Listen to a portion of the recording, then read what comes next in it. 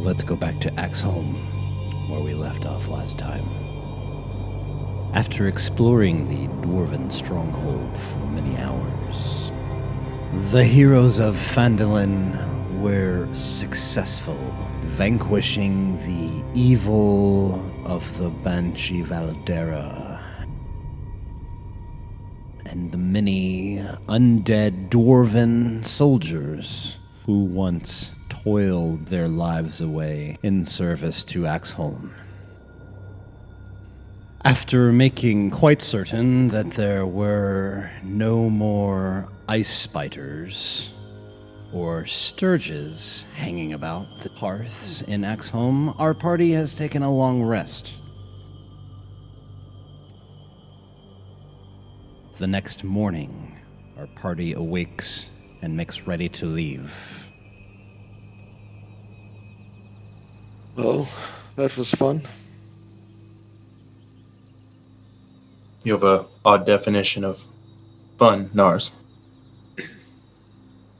Anything that doesn't end up with us dead sounds fun. Aye, my dwarven ancestors, they'll be happy that we cleared this place out. The people of Fandalin now will have a place to come to in case the dragon attacks. The morning time, just after sunup, everybody is feeling strong this morning as you make plans to set back out. We are planning to stop in Fandalin and tell them first, right? And then head to Dragon's Barrow? I believe so, lad. I think we were going to stop there. I thought that's what we talked about over our rest. Probably head back to Fandalin to check on him. And then head to Dragon's Barrow. Fandalin is, of course, a little bit out of the way. If the party wished to make for Dragon's Barrow with extreme haste, they might be better off traveling west towards Leylon. There, they would meet the high road to make traveling a little bit easier, faster, and safer.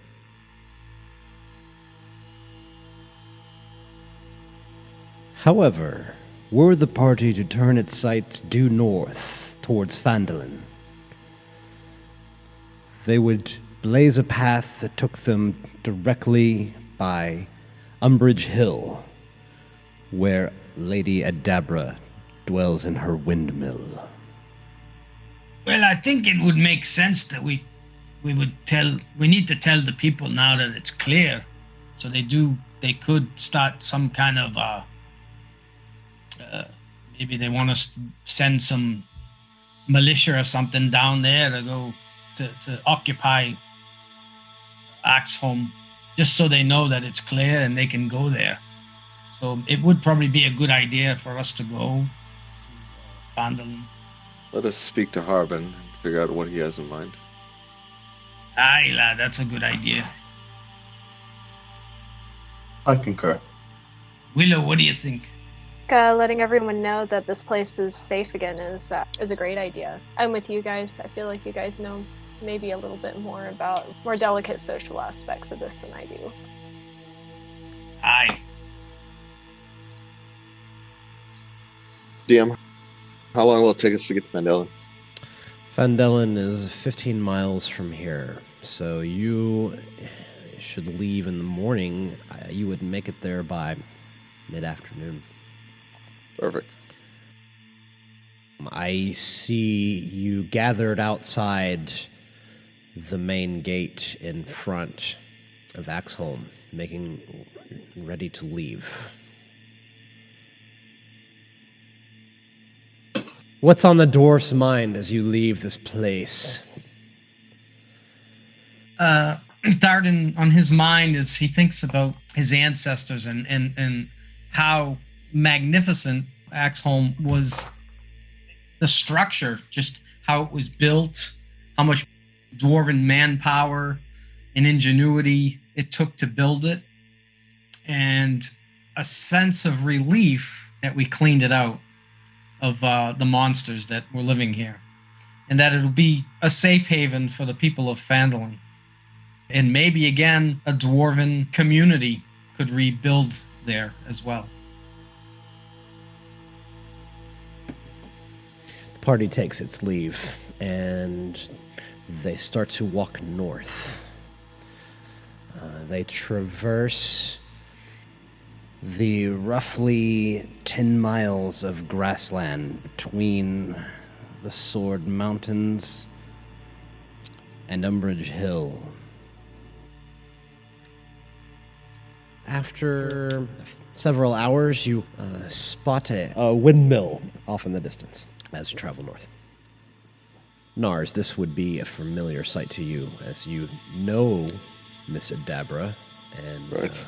studied with her and had her mentor you at times in your life.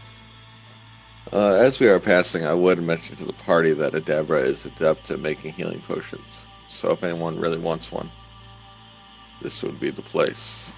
Nars, roll perception for me. Perception. 10.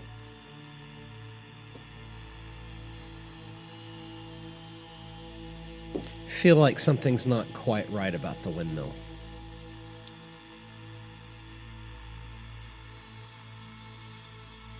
What do I notice that seems off? The blades are not twirling in their familiar pattern that you've seen time and time again from so far off.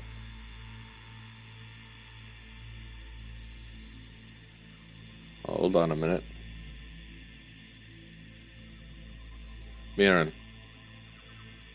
Is there a cause for concern? Myrin. Can you scout around this area?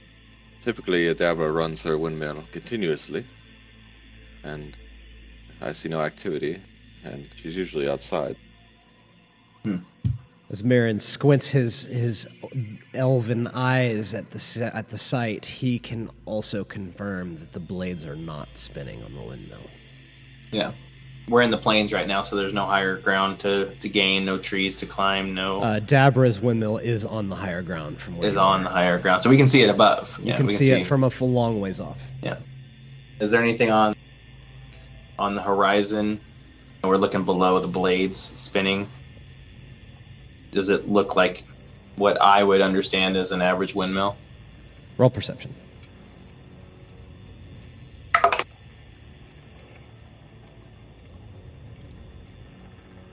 Ooh, good. 19. To your elven eyes, everything on the horizon appears normal. Nars, if you do find this truly concerning, we probably must move closer. At this distance, we're not going to see anything. I know that this diverts us from our plan of heading straight to Fandalin, but you did say that there could be, at minimum, healing potions to be had, so if nothing is wrong, then... I wouldn't mind stopping in. Was this the same windmill that we saw the creature outside of asking for help? Willow has a very good memory. You do recognize this location that the party is approaching to be the place where you parlayed with the Manticore. That was it. I gave him some healing berries, and if I recall, I think she dropped a potion for him out the window. She is a purveyor of healing potions. She is an acolyte of Shanti, and she is the main source of healing potions for Fandalin. Yeah. She's the town herbalist, I'm the town alchemist. Well, then I'd say let's go. Let's check it out. Yeah, let's go see if she's okay. If something doesn't appear right to you, Nars, then let's go. Let's check it out. Yeah, I'll start heading towards her door. You know me. I'm headstrong. Just go. I lead the way. The party makes for Umbrage Hill. You recall that Umbrage Hill got its name after two feuding dwarf clans fought in a fever-pitched battle atop it.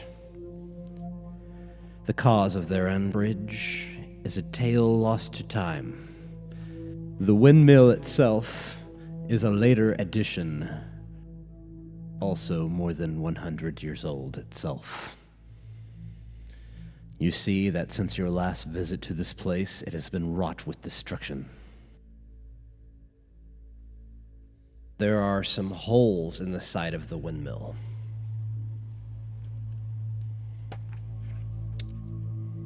Well, the last time we were here, there was a lot of destruction. Is it all different destruction? Yes, you recognize that the Manticore had not really laid waste to the structure itself, and as you had left, everything seemed to be on the up and up. This was almost 2 rides ago, so the better part of the month.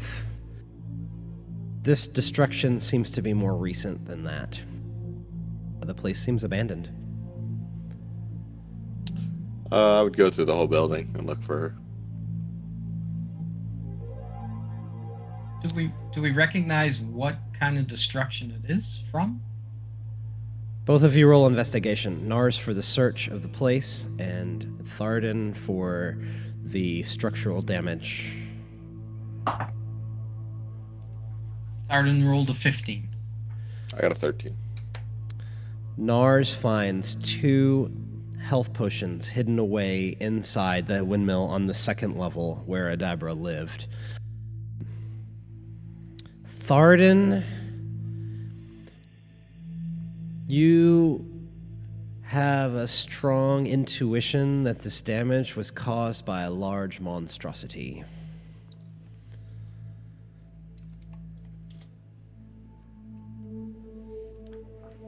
Aye, something big attacked the windmill. It could have been the dragon, I think so. It's a possibility. right? Is there any way to check for ice damage, like melted puddles or frostbitten things, things like that? Frost heaves or anything like that? Yeah. The weather's been turned off a little cooler lately. Did get down below freezing last night, so anything that might have been frozen Has already been the hit evidence by the is sun. gone. Yeah, the evidence is gone by the elements. Should maybe go into town and see if anyone's heard or seen anything. Do you know where she would have gone? Is there any foot tracks of her running from here? Or? That's probably where I was probably, as they were focused on that, I was probably looking back and around the terrain. Let's see what Myrin can perceive.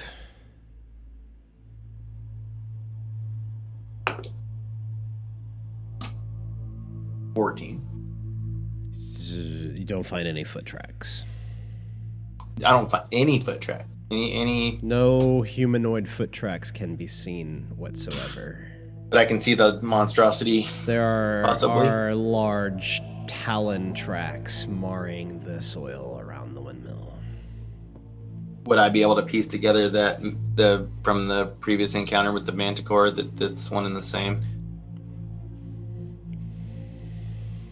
These tracks look like they were left by a bigger foot than the manticore had. I will take those health potions. And I'll walk back up towards the windmill. I think it's best we head to Fandalin as fast as possible. Do we want to search this place a little more? Do we want to go inside and see if maybe she's hiding in there? Nars Is there has any- given the place a thorough once-over already, Okay. and he found 2 health potions, and that was about all the things of interest he found. Unless, I'm not sure if he looked a little bit more specifically. He was looking for Adabra. I just did a quick once over for Windmill. Yeah, you found the 2 health potions. That was what you I would have been calling her name and stuff too, but I imagine she's not in there. She did not answer you. You did not find her. Yeah. Are there any tracks, Myrin, outside? Myrin could find no tracks other than those of the large monstrosity with its talons. I relay that. Aye. Hope she's okay. She might be in Fandalin now. The party has decided to make for Fandalin with haste. After a few more hours of travel, you crest a very familiar sight over the next vista and see, nestled in the rocky foothills of the snow-capped Sword Mountains, is the mining town of Fandalin, which consists of 40 or 50 simple log buildings. Crumbling stone ruins surround the newer houses and shops, showing how this must have been a much larger town in centuries past. Does it look okay? Does anything look wrecked? It looks as it always does. A picturesque mining village.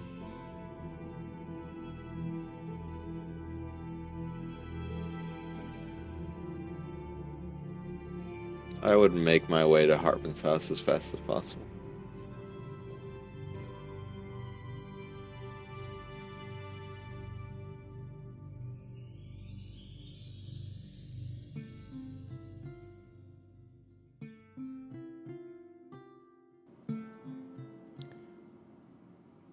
If the party will follow him, you would be led by Nars Dendrar up through the southern portion of town, to the main street, to the townmaster's hall, where Harbin's house is just beyond.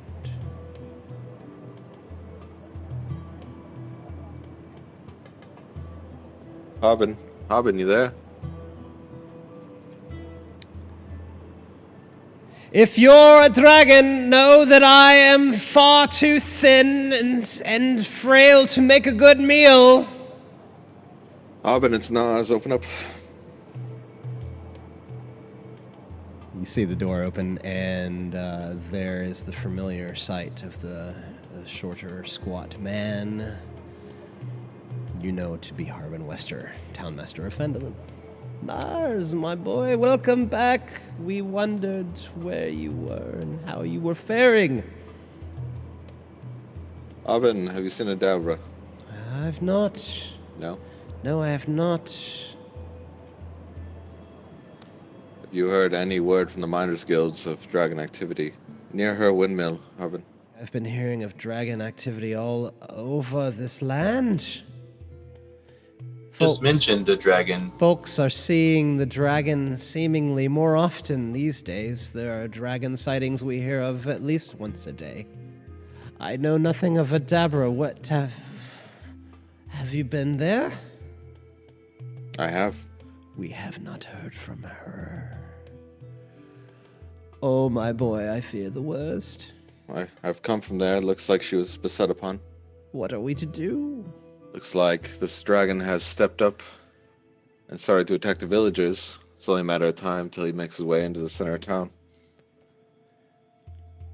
We've cleared out Axholm for you.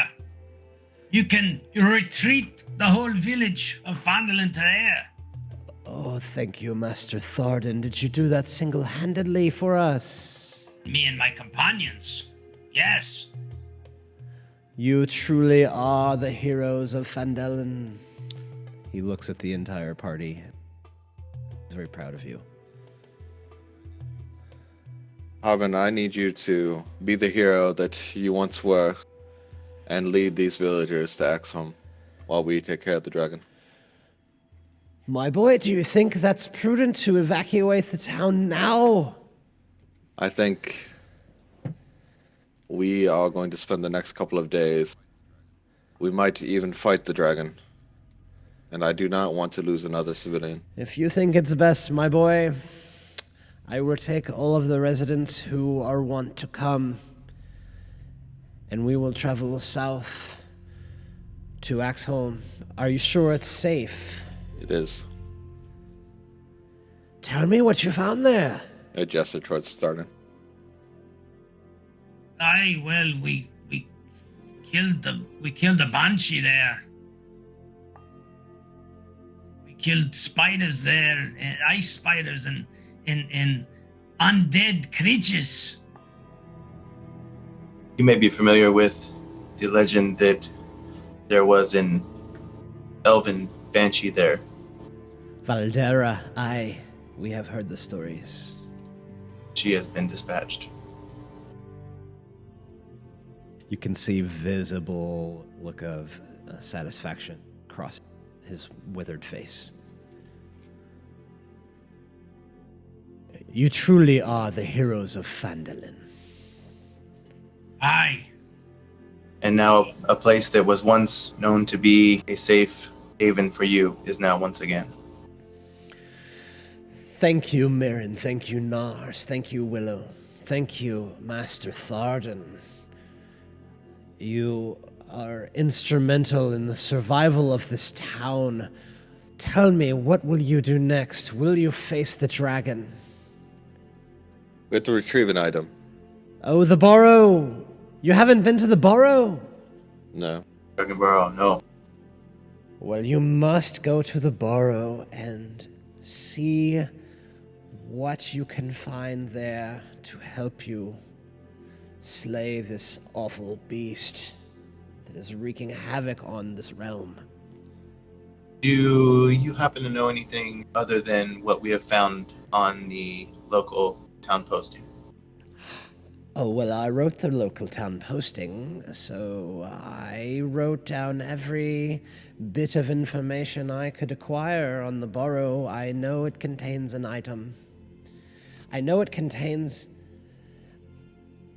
an historic relic that surely will help you defeat this white dragon. Surely it will. Surely. Aye, when I was a young lad.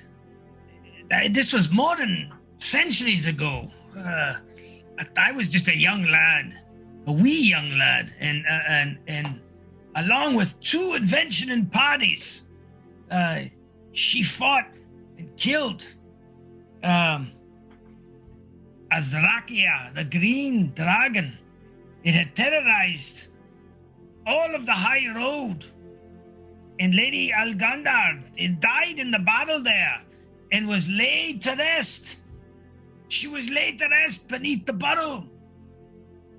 I don't know if my friends have known the whole story, but I do need to let them know that underneath there, she died and her body was laid with the dragon and the fallen companions. Those were her last dying wishes. Fare thee well, Master Dwarf. Go, and may Moradin go with you and bless you on your journey and help you complete this quest. Thank you, Auburn. Now get out of my house.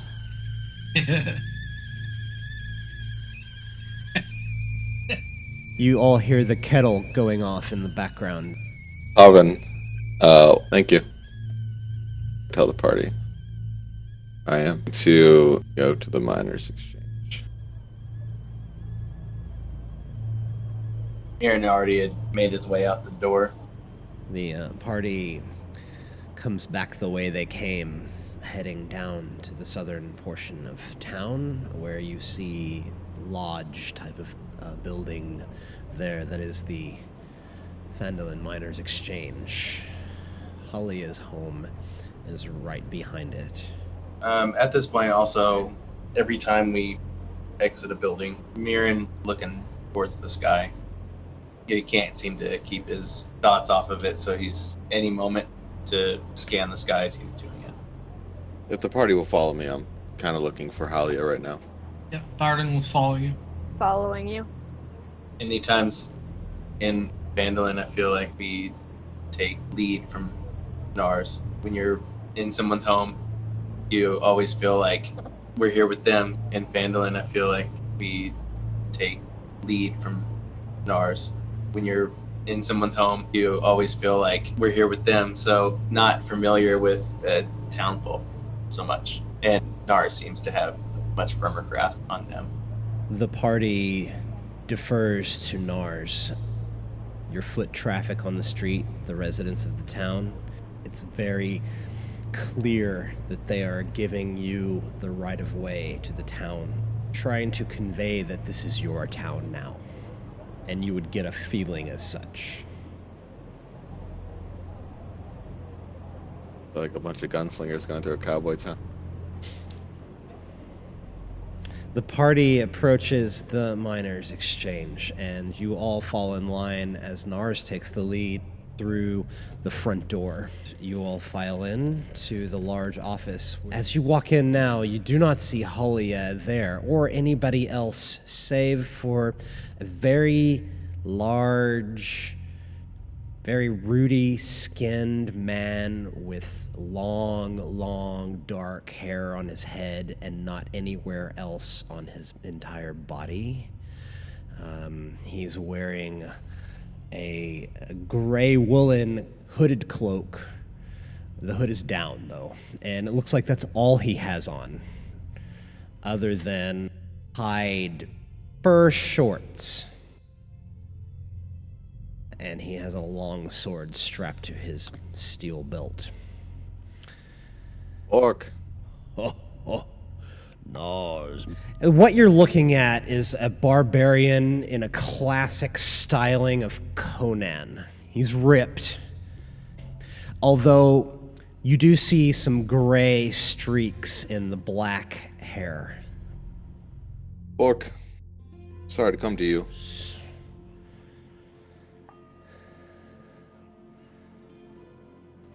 There is an issue at hand, and I think you might have experience in it. Tell me more.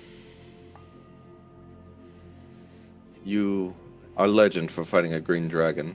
My. 9 years ago, we slew the green dragon who had claimed the ancestral wizard tower of the Snow Shield as its lair in Thundertree. You have any information on fighting a dragon that might help us?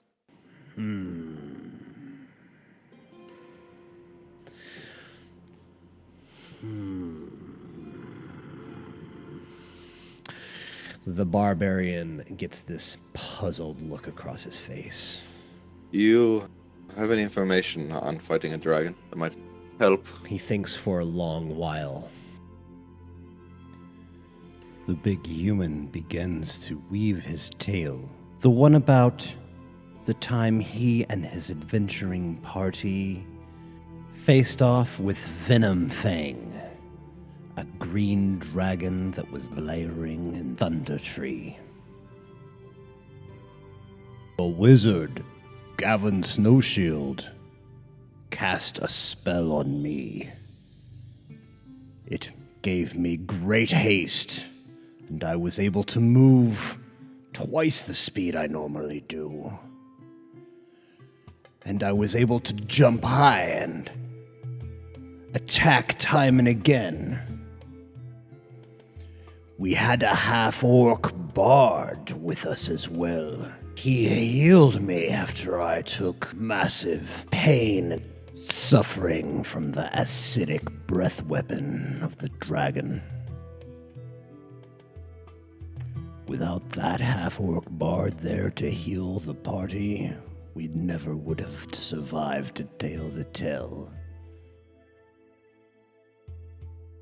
So you overwhelmed the beast. I have one more favor to ask, and it is a pressing concern. People of Fandalin are heading to Axholm. And I need somebody to shepherd them there and protect them. And the only person I can think of is you. Yes, my boy. You can count on Bork to shepherd them safely to Axholm. Thank you, my friend. Godspeed, Nars Dendrar. And he You too. I'll put my small hand out to shake. And he shakes your hand in his massive grip. I was gonna say, I just picture like your uncle grabbing your hand or whatever and just squeezing the shit out of it. Alright. That's all I wanted to do. He looks like he gives good hugs. Oh, Is this the little blue drow I've been hearing about? Willow? Hi, this is Willow. Very nice to meet you. The big man grabs you in an embrace that makes you feel safe. That was the best hug ever. Orc attempts to read the room to see if any other hugs are in order. Would you like one, Myrin? Myrin's actually like standing at the door and he's like pulling it back and like peeking out. Yes. No. Bork says, "Some adventure will do me very well, Nars. I have not been out on an adventure in years. I have children now, you know." Are they for the best? But how will you, barbarian? I am replenishing the Salkayu tribe. That is how. And sometimes there's more to being a barbarian than the rage. Are you sure you can lead all these people? I, Master Dwarf. If he's raising kids, he can do anything. The human barbarian turns to the dwarf And says, "I can tell by your confidence you're a formidable warrior, and you must appreciate good steel."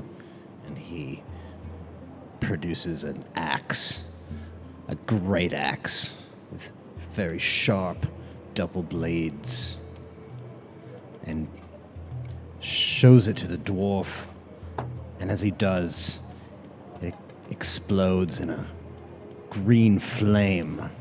I trust you with my life, Book. I'm sure the people here do as well. I will keep them safe.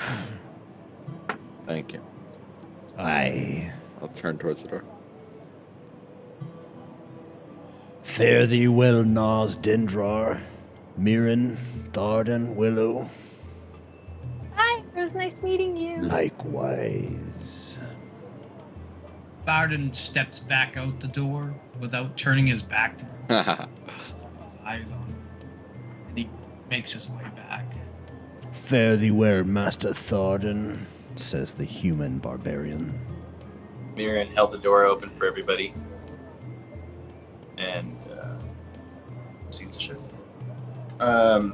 Where are we at right now? You are outside the Fandalin Miners Exchange. And we're walking, I guess, maybe to the Stonehill Inn for a moment. The party would be moving up the road past the Lion Shield Coster towards the Stonehill Inn. You know, I as that man was speaking, he did say something that brought up a memory that I put back for some time. It was the name Snow Shield. This stood out. Do you know the family? Myrin was personally acquainted with Coster Snowshield, Gavin's great-grandfather. I know the family and the stories, but in any case, I would proceed to describe stories that I had known in my past, being from Thunder Tree. However, the stories of haste were not stories that I was familiar with, but I had heard stories of a necklace of fireballs, but that when he was talking about haste, it didn't seem anything more than a even more powerful wizard.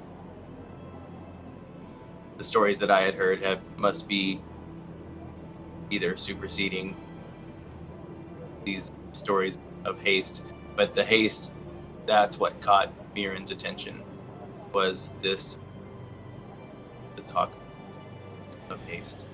The haste spell that Bork was referring to in particular caught your attention. And so, recalling these stories of old, The mention of the name Snowshield in Bork's story was in reference to Gavin Snowshield. Myrin was personally acquainted with Coster Snowshield, Gavin's great-grandfather. that's even more interesting, really, which is the stories that I knew of.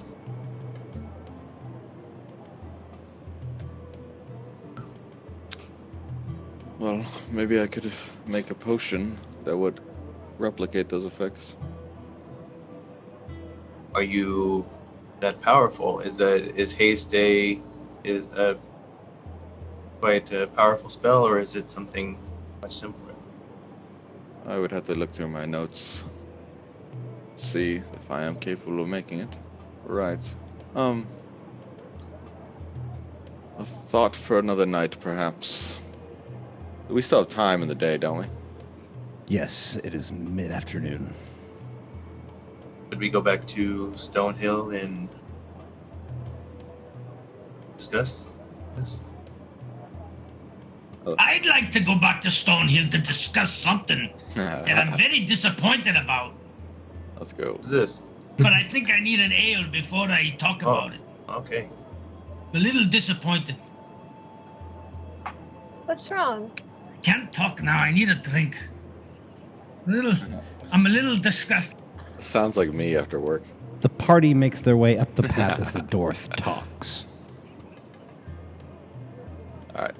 Nars, how can you entrust the people of Fandalin that we've been protecting all this time to an orc? What are you doing, lad? I'm disgusted. To an I'm orc. disgusted. An orc. An orc.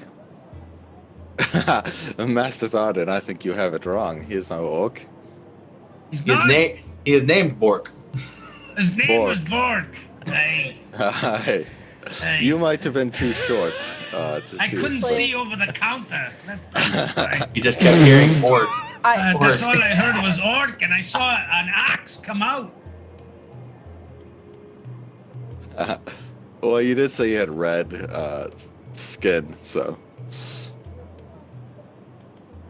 I heard orc I couldn't also. see the I guy. also heard orc instead of bork. Bork! You heard Bork! Bork! B-O-A-R-K-K. Bork.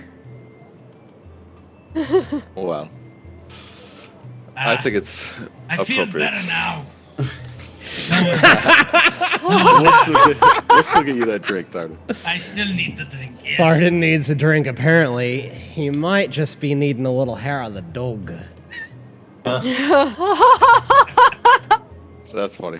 Yeah, the way you described him, it almost sounded like he had red skin. So I think Thardin was thinking, He has dark reddish skin. He's a red man, okay? He's a red man. He's a human, though. He has rooty human skin. although that would have been very profound if Thardin would have came to his realization. We should have made Bork into an orc. Bork the orc. Bork the orc. Maybe if he's beset by some of that wild magic and he comes back as a different race. Little does Thardin know that everyone in this town is actually an orc. Secret polymorphed. Long ago, I poisoned them all into becoming humans. All right, yeah, we're heading back to the end. The party makes their way across the town square and they enter the front door of the common area tavern in the ground floor of the Stonehill Inn. And it's the middle of the day. There's a few customers, and Tobalin is there behind the bar cleaning a glass with a cloth, as you're accustomed to seeing him. And his eyes light up as you walk in, and he nods as he's serving somebody sitting at the bar. Yes, we go to our booth, our table. The party all sits down at the table. The hero's table, as it were. I usually always go for the back corner with my back against the wall. Yeah, there's a big the fort in the corner. partition. There's a big partition behind you that separates you from the other booth that's right behind, and there's also somewhat of a gateway partition that leads into the booth so that the party always feels like really cozy and private when they sit in this booth. And Toblin finishes what he's doing with the patron sitting at the bar, and he comes over to talk to the four of you. Welcome back, my friends. Welcome, welcome. Welcome back to Stonehill Inn. I've kept some rooms available for you, as some of you did not check out. I believe we have one for Nars and one for Willow, and I can't remember if anybody else checked out for sure or not. Help the DM remember. We kept our rooms. We kept Everybody them. kept I their rooms. discussed canceling them, but the group decision was to keep all of the rooms. I have all of your rooms available for you, and I suppose after you have some food and drink, you'll be making your way up there. They're all made up for you, and everything I hope will be to your liking. Thank you. You're welcome, sweet light. I think we could use a round of ales. I'll get 4 dwarven ales. 4 dwarven ales coming right up for the heroes of Fandalin, and he disappears. Thank you. Aaron smiles when he says the dwarven ales because he's like, here we go again. Indigestion for a week. Doesn't seem to sit well, but I like it though. Thardin, Yes, how lad. many items do you have attuned to? Well, The ogre power gauntlets, for sure. You attuned to those last night for that rest. Right. So right now I have 1. You did that on your long rest last night. How many max from? 3 items. It's 3 total? Yeah. You can have 3 items attuned to you. No, you have your ogre power gloves and the mail that you have must attune to. Is that it? I think that's it. The longsword is not a magic longsword. It is a +1 quality longsword. So you only have 2 things attuned to. He's just such a badass that it's like he has 3 things to do. I take off my ring of frost resistance, cold resistance, and I toss it to him. Does he catch it, or does it fall on the floor? I Make catch a it. make a roll for dexterity. The dexterity. Oh. This'll be Goes good. through a hole in the floor. Never see it again. All right. 17. The dwarf easily catches it in his hand, quickly, and very dexterous. Put that on. You'll need it. I was lucky. I only had an 11. Dex. I put it on. Why, laddie, you not? Why won't you wear it? I have spells I can use instead. I see. Smart. I'd rather you on the front lines have the resistance. Seems as though Thardin's been chosen to be the vanguard against the White Dragon. Aye. And it looks good on you. Under your gauntlets. So do you believe that gentleman, that Borg, saying that he ran up, hasted to attack? Defeated a dragon in less than a minute. The stories are true. That's pretty cool. He is a terrifying individual. Bork has a 19 in strength, where he's making up for that 7 intelligence. Still gives good hugs. And he gives great hugs. That's part of his strength mod. The hug feet. Bork also... Yes! Snuggly hug feet. Bork also had a bard and Gavin Snowshield the wizard with him. He wasn't the only one fighting that dragon. The three of them defeated the dragon together. It took all of their teamwork to defeat that dragon in such a short amount of time. We might not have the same opportunity. Yeah, I'm just spitballing here. What are the chances I would know how to make a haste potion?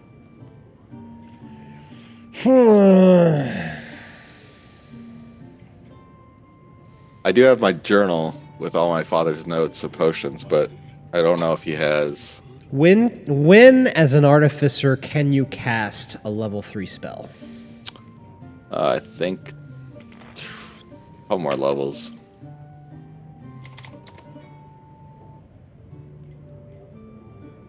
I have to look. I don't know either, but I want to say level 6 or 7, you should be able to make a third infusion and cast level 3 spells. Let me look at the book real quick. I think I'll be way later in levels. 12, you said? Level 12? As an artificer? Oh, no, I'm unsure. You might be better served by learning the haste spell so you could cast it more than once rather than trying to create a potion. Just curious. All right. I'll get back to you on the potion. Okay.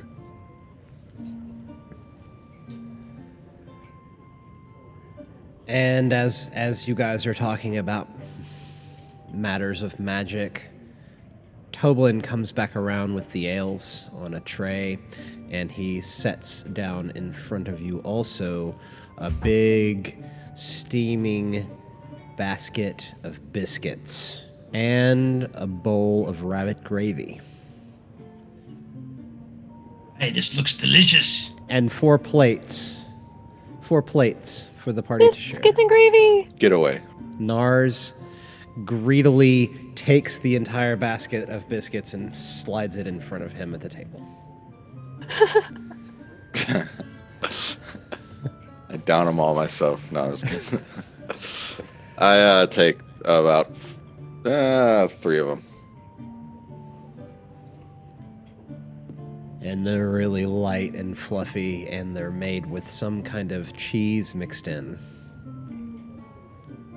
Toblin Stonehill, before he takes his leave of you again, whispers something into Thardin's ear, and then he disappears. You asking you to buy Twisted Teas?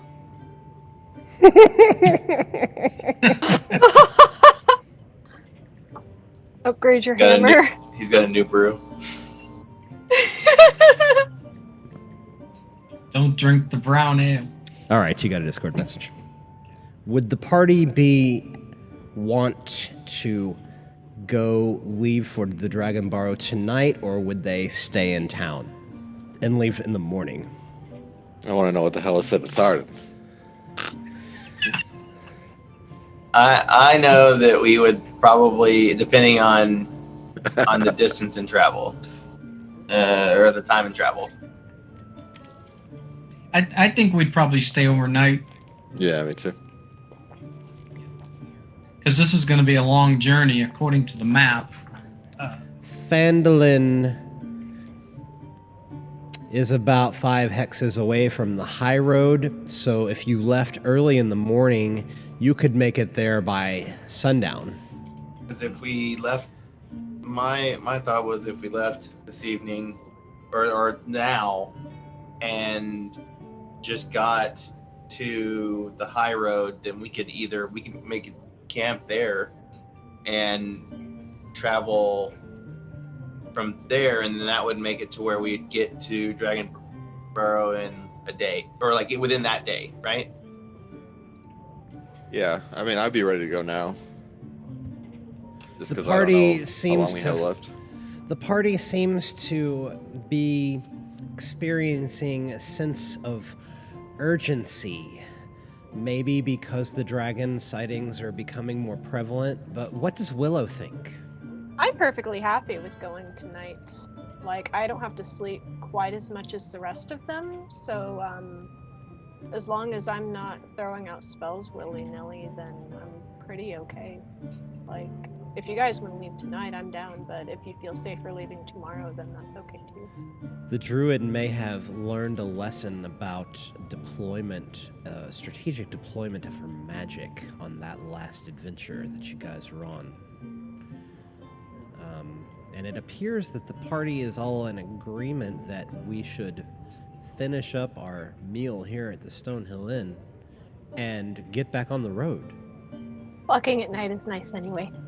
I guess before we leave town, or after we finish dinner, Thardin kind of kicked at the table. He kicks Myrin in the leg a little. Says, Myrin, could I have a word with you? Outside. In private. Private, yes. I think we were sitting on the same side of the Okay. table. Yep. So I kind of nudged you. I said, I need a word, and I try to whisper it so no one else hears. But with my big dwarven mouth, I probably don't. But I'd like to speak with you in private.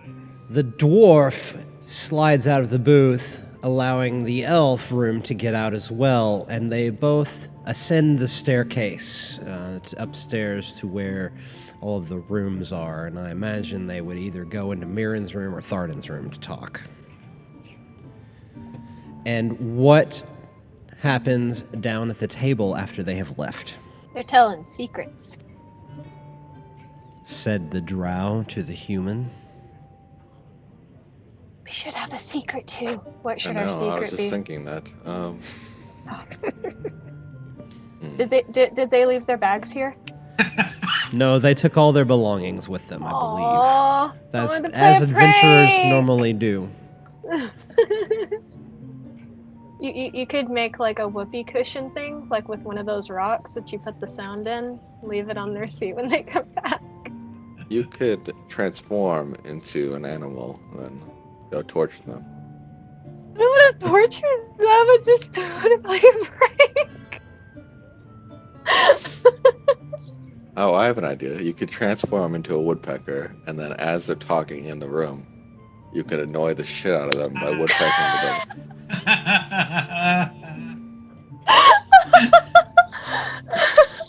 I go to their door and knock and go, do you want to build a snowman?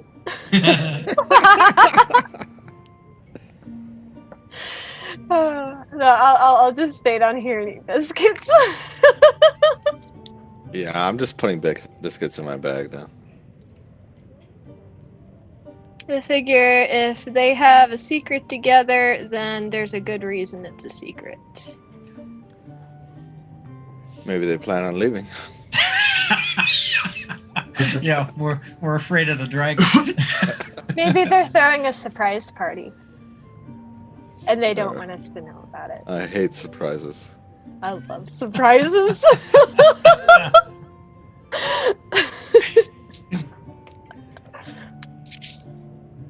Myrin, Are you guys gonna play this out right here so they can hear you, or what? What are you guys doing? What are your thoughts? We could Discord it private. We can Discord it. You guys can- Discord it, and I can pop my earbuds out if needed. We got this. You want me to walk away? No, we got this. you guys talk in Discord. Yeah. Actually, we could maybe go to break here if we want to. Is that good with everyone? Yeah, that's okay. That's fine. Does that work for you, Willow? I know you were asking about break time. Oh, yeah, this is perfect. Is this a good time for that? Let's take 15, everybody. All Let's right, go. sure. Let's go to break. Ilky.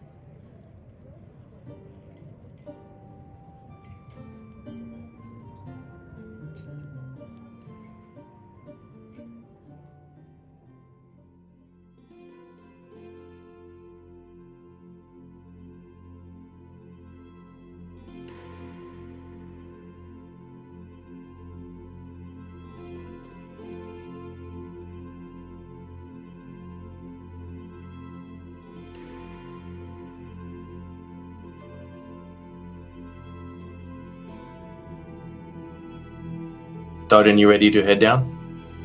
aye. Let's tell him the good news. Or should we show it to him? He said he doesn't like surprises. This is true. Maybe being forward is the best approach. Aye. So Myrin and Thardin, we walk down the stairwell, rounding the corner there to the hero's booth, I believe. It's right around the corner, right? Like as we walk down, it's like right there. Yep. You got it. You know. Get back. Aye, lass, we're back. We've got some good news. Yeah? Myrin. Well, Nars, we wanted to show our appreciation for bringing us to this town, taking us in your arms as a companion. We've had so many good times, bad times, and arduous. This has been quite a journey so far, and it seems it's not over. But to show our appreciation, we wanted to do something for you that maybe this might be unexpected. But we spoke to Toblin and had him arrange for construction to rebuild your home. Nars kind of looks up at him and just kind of stares at him. And I know we took this liberty on our own, and I hope this doesn't offend your family. We only mean to bring life to the Denbrar name. Aye, we did a good thing.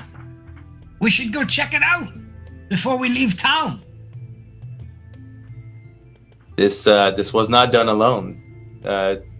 Although Toblin had an instrumental part in putting this together, it seems that the townspeople have also aided in the speed of the build.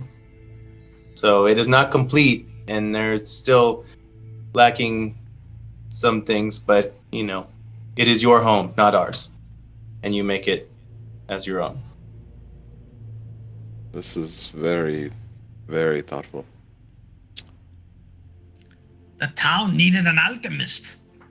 I'm not sure how to respond. And an alchemist needed a lab. Aye, maybe you could make us that potion you want to make. I don't think you all understand the gravity of my house being there at one point. Yes, we do not know much of the story, but we hope to learn more. Do you know why my house is gone? No. No, you never told us. Well, 10 years ago, I had a home with a laboratory, a family, a mother, a sister. And it was because of me that they are no longer here. So the mere thought of living on that land will always remind me of the pain I have caused this town. You see, I have been reckless before you arrived.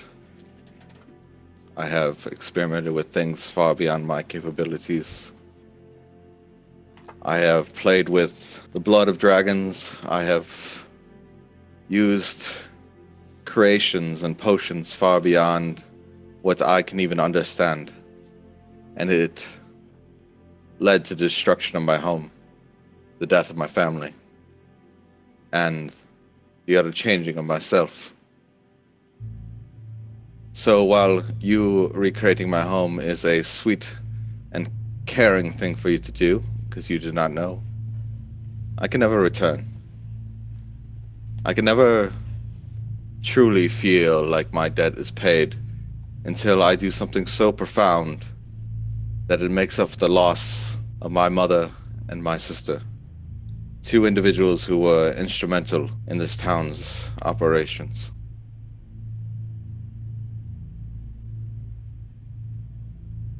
maybe saving the town from the threat of the dragon is just what is needed. Aye. I hope so. Not like it was intentional. Obviously, your remorse says it wasn't intentional. You're worthy of forgiveness. And that forgiveness is also shown in light of the townspeople who have assisted in building this. This house was not built by just one man. This was the entire town letting you know that you are welcome, that this is your home. It's thoughtful. Let's just say we stop by on our way out, take a look, and think about it. I nod. So we were intending on leaving. I believe we go look, and I want to pay up my tab here at the inn, and I want to pay Toblin what we owe the people. Nars, a terrible tragedy, what happened. You're going to bring back the memory of your mother and your sister by doing the noble thing. And Thardin is a Paladin of Moradin, so he would know a thing or two about doing the right thing. If we do this, if we protect the town, if we kill the dragon, you'll bring back redemption for your family. Yes, it was you that did the wrong thing, and it was an accident. But Moradin has ways of forgiveness, and I think defending this town is that way. We'll see. I hope so, Macedor. Down the rest of my drink. Master Toblin, could you come here? Yes, sir. What'll it be? How did you like the gravy? I'd like to square up what we owe you. Already done. It's already done, sir. On the house, sir. What? Would you be checking out of your rooms?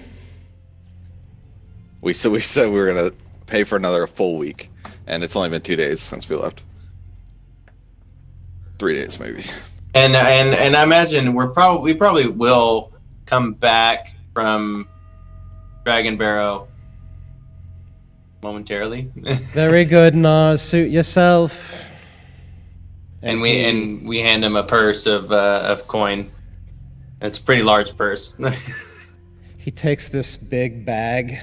Yeah, leather set. Hefts it. Yeah, because it was so much gold that it needed that. Toblin can barely lift this thing. It's so heavy. I want to give Myrin and Thardin some of my gold to go towards that. Yeah, I think that you guys already had arranged this one time. Okay. When Nars I was thought not we around. had did. also we were gonna split it 3 ways or something. Yeah, we had a 3-way conversation about this with Willow, Thardin, and Myrin about your gold. Just adjust your character sheets accordingly. Yeah, we are.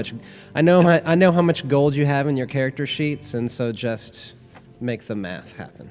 And I'm also throwing a bit more into Toblin for taking care of it. Not necessary, sir, but thank you, sir. It's happening. This, I think we've come to appreciate the inn. The inn appreciates the heroes of Fandalin, sir. Especially you, Nars, because Toblin's known Nars Dendrar since he was born. And he knew his father, who used to be the local alchemist and woodcutter of Fandalin. So, the Dendrar roots run deep here. Once we square that up away, I guess we Gather our your way. things. Gather up your packs again. Who leaving town? It's very pressing that we move on to matters that are of importance right now. We can trust him to let him know where we're going and what we're doing. And you pack up your bags and your satchels and your weapons, and you fix them to your person, and the heroes leave the tavern and step outside. Town Square, Fandalin, and you head which direction? Are we gonna go take a peek at Nars's new house? It's just north of the sleeping giant right there. Yeah. Here's what we approach. Wow, look at that lab on the ground floor.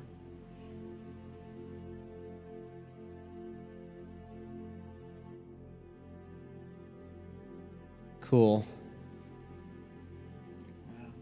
Hot damn. Huge alchemy lab with a spiral staircase going up. A big long workbench for places to do experiments and set up your Bunsen burners and test tube racks. And then there's a desk down there in the lower corner of it, and a big sort of a steam hearth going on there in the alchemy lab. And the steam pipes come up from out of that furnace, and they go all throughout the house and heat it in the cold weather. I will say Nars definitely is excited as much as he can be, but he's smiling, but it's almost like you can see there's like emotions in the back of his mind. Yeah. It's bittersweet. Yes, that's the right word. You know, it kind of reminds me of the way it used to be. I don't know if you intentionally did that or not. They were able to reconstruct the old room layouts from the remains, the bones of the house. Well, if we have this as our new base of operations, we don't really need the inn anymore. And Toblin has already checked you out for this 10-day, and you're already all settled up for everything that you owe Toblin. I will make a point to visit the gravesite that I have on the hill out back. Does the party do? We watch Nars go up to the grave. Yeah, we'll hang back. Nars walks up to the 3 burial mounds that are outside near the scorched earth where nothing will grow near the house. The 3 burial mounds have just a wooden stake in each of them, and they have the names of all 3 members of my family written on them, going downwards. It says Stel, Myrin, and Nilsa. And I basically just take a knee and I whisper something to them, and I rejoin the party. Party welcomes the human artificer back into their arms. And they then slowly make their way towards the high road, going back west through Fandalin, and you start heading out cross country to the point where the Tribor Trail meets the high road.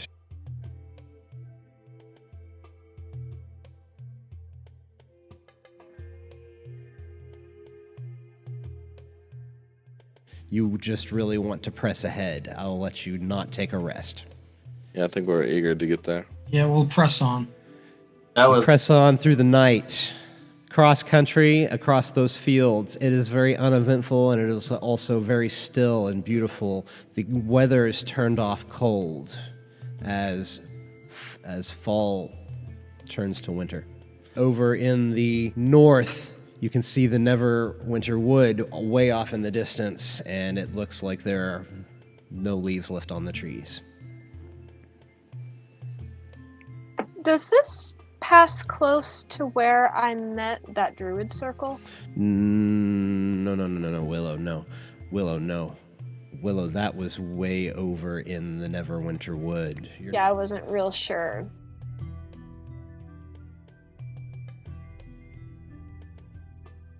Your druid experience was way up on the north side of this map, in between Falcon's Hunting Lodge and Fandalin. Okay.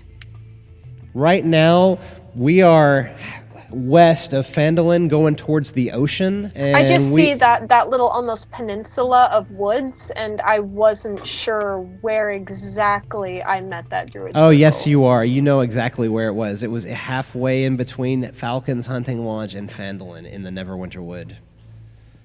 That's where that occurred. Anyhow, we're way to the west and south of there right now. And you can see Neverwinter Wood just because it's off in the distance across a plain, 5 miles away, 10 miles away. Have traveled all night, almost, and starting to get now to the wee hours. You would come upon the place where the Tribord Trail meets the high road, and it's after midnight. These are the small hours where the sky is pale gray. You see an oddly shaped building sitting at the juncture of these two roads. Two entrances into the building are apparent. A smaller one at the northern corner and a larger one suitable for beasts of burdens and wagons near the first. Right now, both sets of these doors are dark, as it is in the middle of the night, the wee hours of the night. A sign hanging above the main entrance clearly says, Wayside Inn, in the common tongue. Roll for perception, anybody who wants to. Aaron probably would in this environment at least. 18. 24. 3.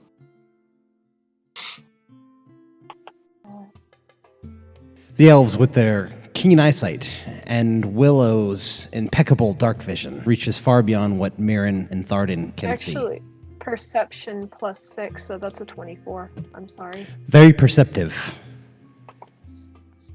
Being as that you are so close with nature, you can tell that that little shack is a horse carriage operation. Well, could you say that we just went there at 3 a.m. in the morning and we just asked them and we slept on the way? Party arrives and it's desolate. Oh, okay. Not a soul stirring. Gotcha. There's a bench. There's a park bench you can wait on. Maybe we just take a quick break from walking, We just sit at the bus stop. drink a little refreshment. Do we think that there could possibly be people inside there, maybe? Or somebody running this? Maybe, but if it's abandoned, I wonder if there's anyone still there. Willow is able to glean that the carriage operation will open at sunup. Maybe I went up and checked the door and there's hours posted on it. Hours of operation. But hermits, how the fuck do they know anything? She's wise. Now you see, the thing is, just because we're hermits and we can't socialize well doesn't mean we're stupid. We just stand back and watch everyone. We're great at observing. We'll watch you all damn day so we know how to emulate you. Well, I think we want to secure a carriage. We'll wait for someone to show up, and If that's going to be our fastest route. It might be. I assume it would be. But, I mean, either we wait here or we continue on. Well, what do you guys think? Would you rather wait or press on ahead? I think waiting. I think waiting would get us there faster. It is still a long walk. Yeah. Dragon Bottle. The party sits on the benches that are supplied there for just such a purpose. Weary travelers reaching this place at all hours at any time and waiting for a carriage ride to get them the rest of the way. And the next morning, Biff shows up. He's a half-elf. He looks really like a rough customer. He's got some piercings and a black hood, and he's here to operate the carriage rides, and you can book him.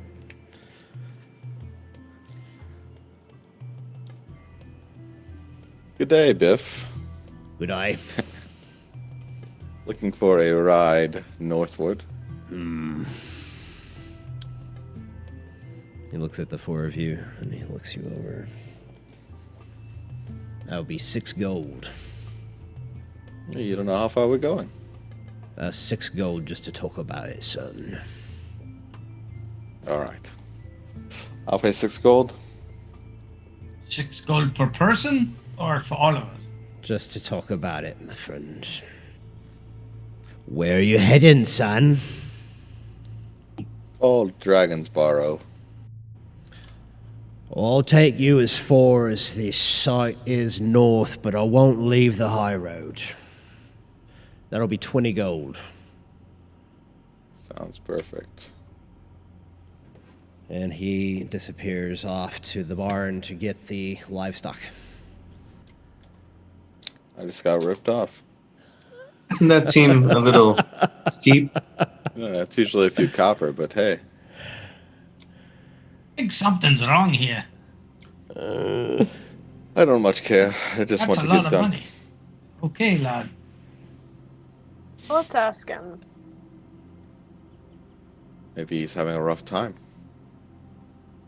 Are we sure this is, in fact, the proprietor of this establishment? That's what I was thinking. Roll an... Would you like to roll an insight on Biff? Yes. Sounds like you would. Go ahead, and anybody who wants to, roll insight on Biff. 17. 16 plus 4, I got a 20. So- Like Unnatural 18 20. plus 0. What'd you get, Willow? Unnatural 20. Plus 3 on my insight, and I rolled a 17.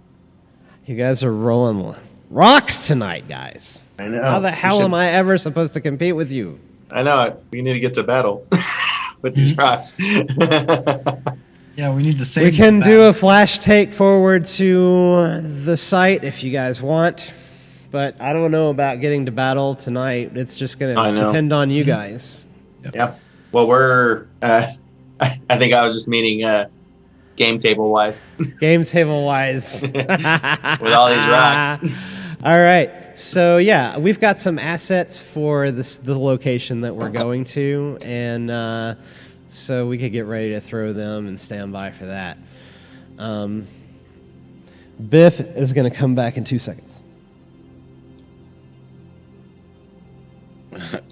3,000 seconds later. Biff is Yeah.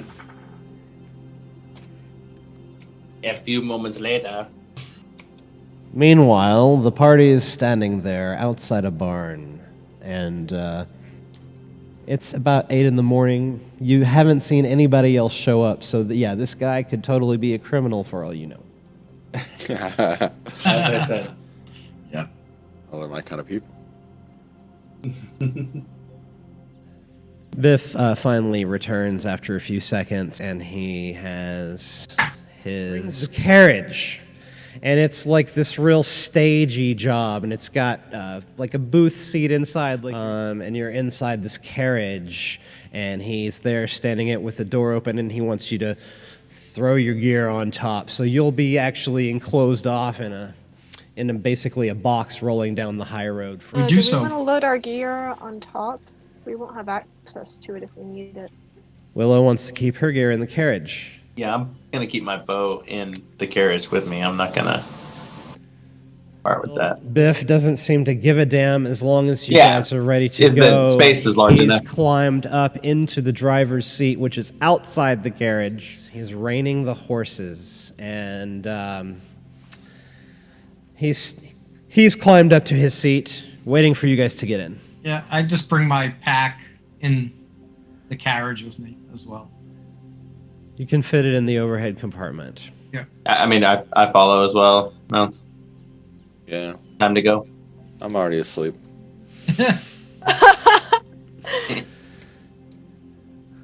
Humans. That you travel 5 hours or so, and you've gone about 25 miles north. It took you less than a day, which is amazing.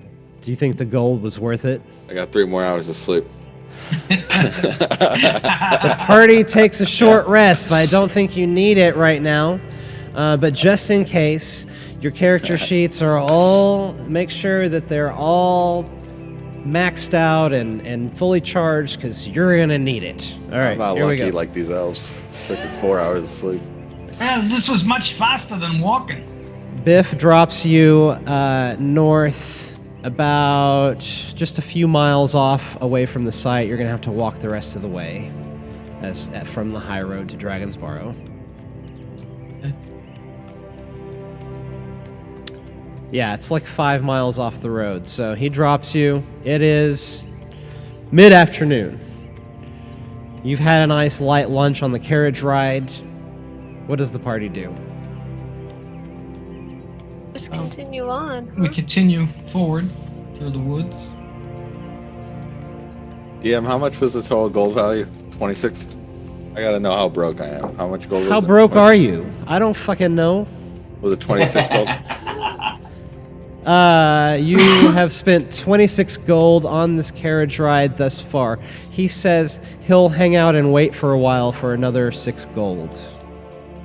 Got himself a deal.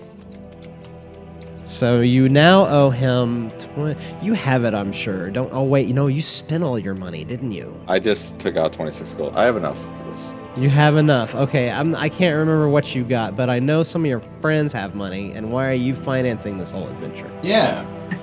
We were. I mean, I didn't. They just gave So do you I. a dwelling. It was a nice place, and they think maybe you can pick up the cab ride, but who cares? I'm in. I'm in Oh, to throw we're down. all in this together. Who said anything about that? The party disembarks and leaves their carriage waiting for them, and they start walking 5 miles towards the site of Dragon's Barrow. Has Thardin ever been here before? I've passed by it. Have you seen it? I've seen it. It's a I've big. heard It's kind of the a stories of it. touristy. It's kind of a touristy site. Yep. And It's my a big. military days. It's a big monument. What do you know about it, Thardin? All I know. You've seen it from a distance. Is that what you're telling me? I've seen it from a distance. I've gone to it once to pray over the bodies. With, So you've been close to it before. Yep. Yep. Okay. Yeah. Okay. The lady Algondar, she's Lady laid to rest. Algondar was a long time ago royal Right, scion of Neverwinter. She was the royalty of Neverwinter, which is the town you're from. You know all about her Oh, yeah. from history class. And she was here. She fought the dragon with 2 parties of adventurers, and some of them died, and some of them their bodies were actually laid to rest here. And so people do come to visit. As you get close, you start to see this mound off in the distance. It's a giant man-made hill.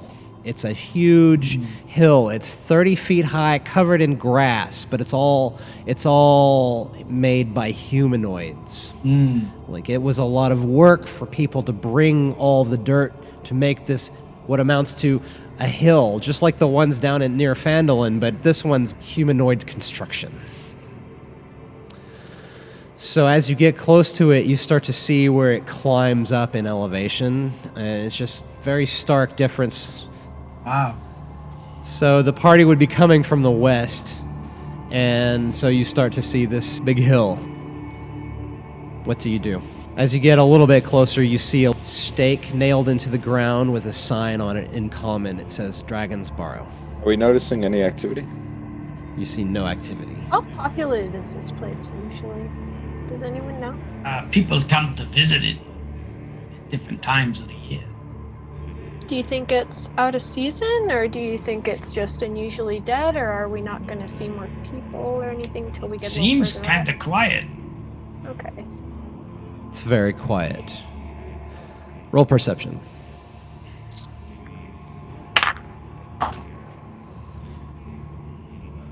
Nine. 10. 10 for Willow, 9 for Thardin. I had a 5, if that helps. Does not. It doesn't help. More Nars. 12. Nars thinks he hears a clip-clop of some horse hooves God. somewhere up the hill. Biff is back to take the rest of my gold. Biff is waiting for you 5 miles away on the high road. I'm just kidding. I hear a horse in the distance. It must be the carriage you hear. Well, that's quite a ways away. Aye. You think there's a horse around here? Somewhere. So there could be others here. Aye, well, people do come to visit here. People come to visit the Dragon's Burrow. It's like an historic monument site. Well, why don't we climb up? Let's move further up to the top of the mound. There's nothing impeding the path, like the sloping plain that we see here. It looks like giant hill mounds of earth that grass has grown over. Mm-hmm. But easily traversed.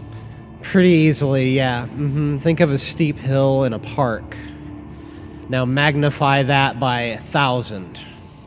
I think even that shape of in the grasslands, we had been in Axholm for so long. Yeah. I think that seeing roll nature on the mound itself. Ooh, I could do that. Do that.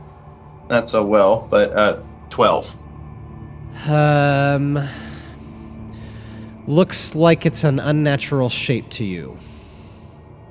I think that I was intending to see a mound, like a circle, and it does not look like a circle. Does not look anything like a circle.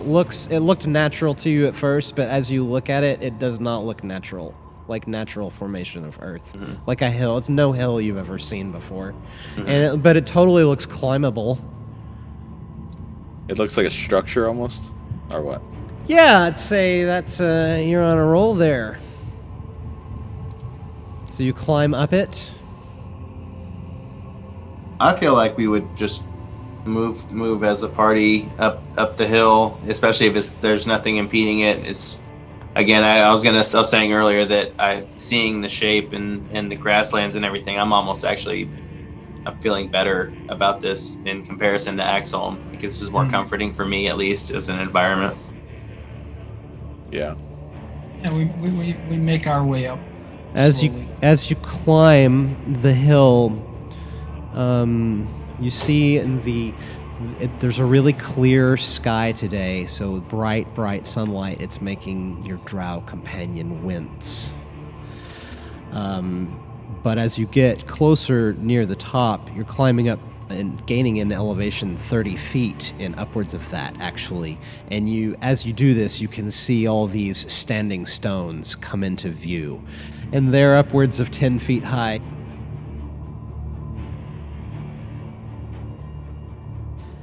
And they're on this constructed ridge. I think it was mostly human-built. This human-built construction from hundreds of years ago. As you approach, see the form of a centaur emerge from behind one of these standing stones. You're about 30 feet away.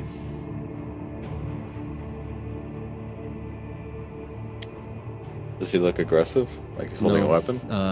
Well, roll perception. I rolled a 2.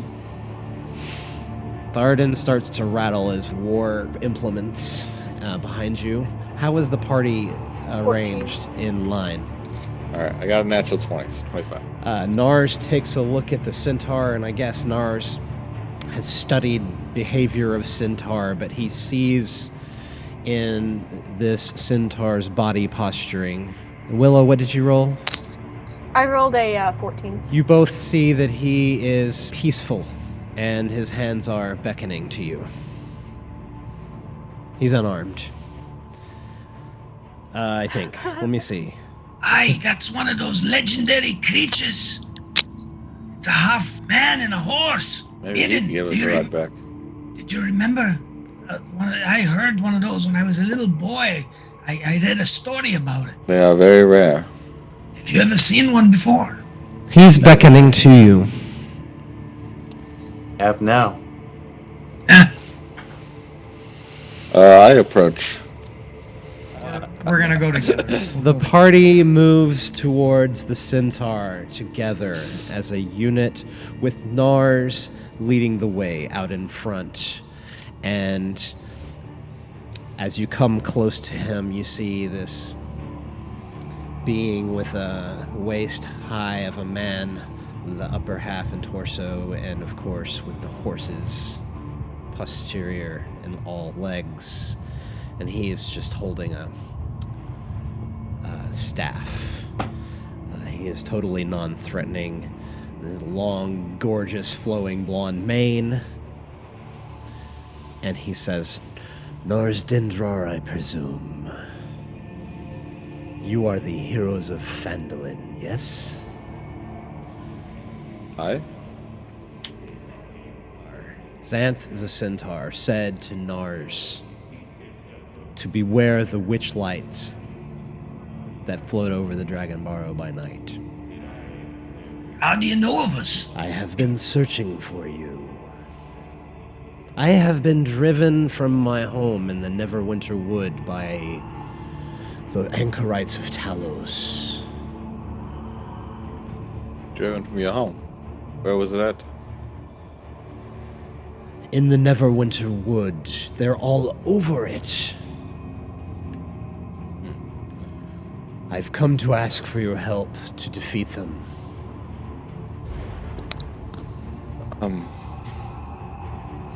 You caught us at a rather awkward time.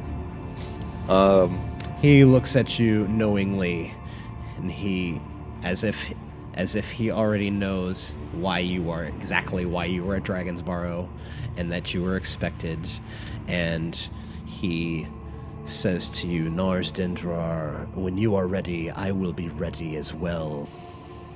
Where in Neverwinter Wood? How far from us now?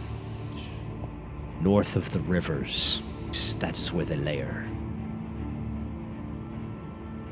Well, I will have to convene with my party, but must complete our first task. I will wait until you are ready, and I will lead you there. I turned to the party.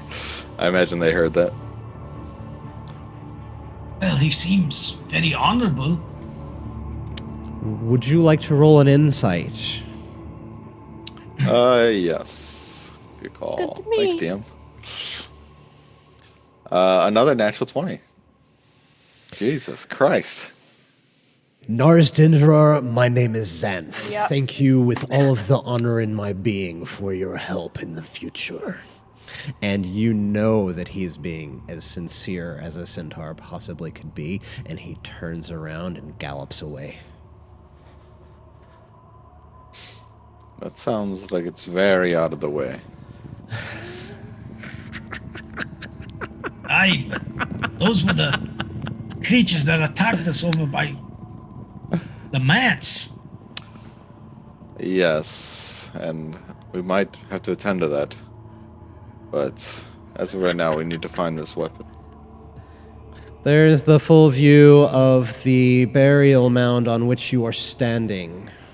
You saw that 5x5 grid asset, so that you kind of have a spatial clue of what you're standing on. But those are all standing stones that are down the back of the thing, of the shape. What are the shape of the stones? Each one of them looks like a big Stegosaurus plate, almost. Are we standing on the back of a dragon? They are buried under us. The heroes that fought this dragon, as well as the dragon. Are they buried inside the dragon? Those of them that got swallowed, probably. But the ones that killed him, they're there. But where? Sounds like a crypt of some sort. Thardin starts to think about childhood stories and history classes he may have been in. He knows that there are catacombs beneath this structure.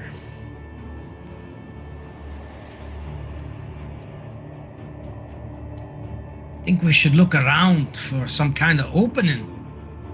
What do you think, lad? Yes. Let's go together. Where do you go?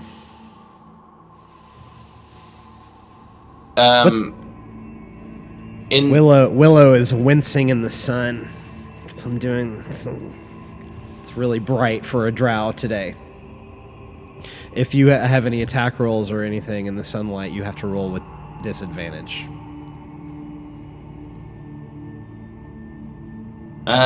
Is there anything? Are there any? Where'd the centaur come from? He was waiting up top for you. And where was he standing? Like on? He was map? standing. There was one of those big stones, standing stones, was in between you and him until you saw him. But Nars thought he heard some clip-clopping sounds from below. But which of those stones was it? So 1, 2, 3 from the south. That was the Okay. one he was waiting behind. But he's long gone. You look out with your elven eyes, and it's like he's vanished, like a phantom.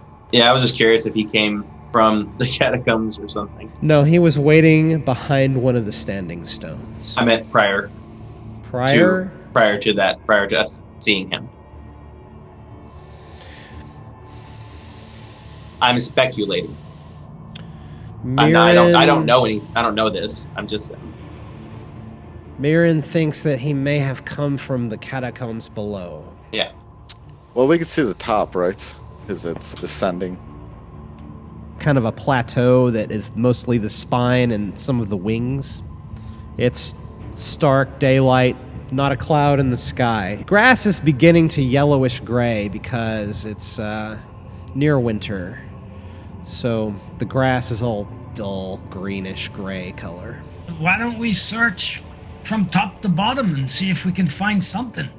Yeah, I was thinking there might be an opening at the mouth. The tip of the head or whatever, where the spine goes to. Yeah. If this were to resemble the dragon. Nars looks at all of the standing stones and sees that they start small on one end, and then they get much, much larger in the middle, and then they get small again on the other end. So the largest one's in the center. No. Nars, maybe you do that thing that you always do, and we end up finding some piece of equipment, and it would find the entrance. Only problem is it can't go through the stone.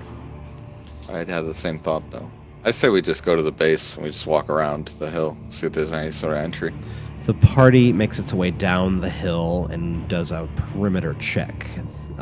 There is nothing they can see that resembles any sort of door. It had the same sloping as we approached. It was all sloping up like that. It all slopes up, yeah. Mhm. Yeah. Alright, so maybe you said that's the biggest spine in the middle? So the biggest one is actually the third one from the south. Alright, I the want standing to stones. investigate that. Nars Dendrar climbs the hill of Dragon's Barrow and walks to the standing stone. So the topo lines around this one make this the highest stone.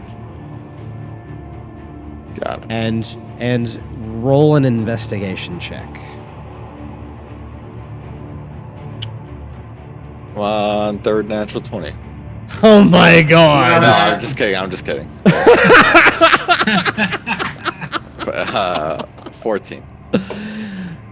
Say, what dice are you rolling with? I'd love a set. The D&D Beyond automated dice. Nice.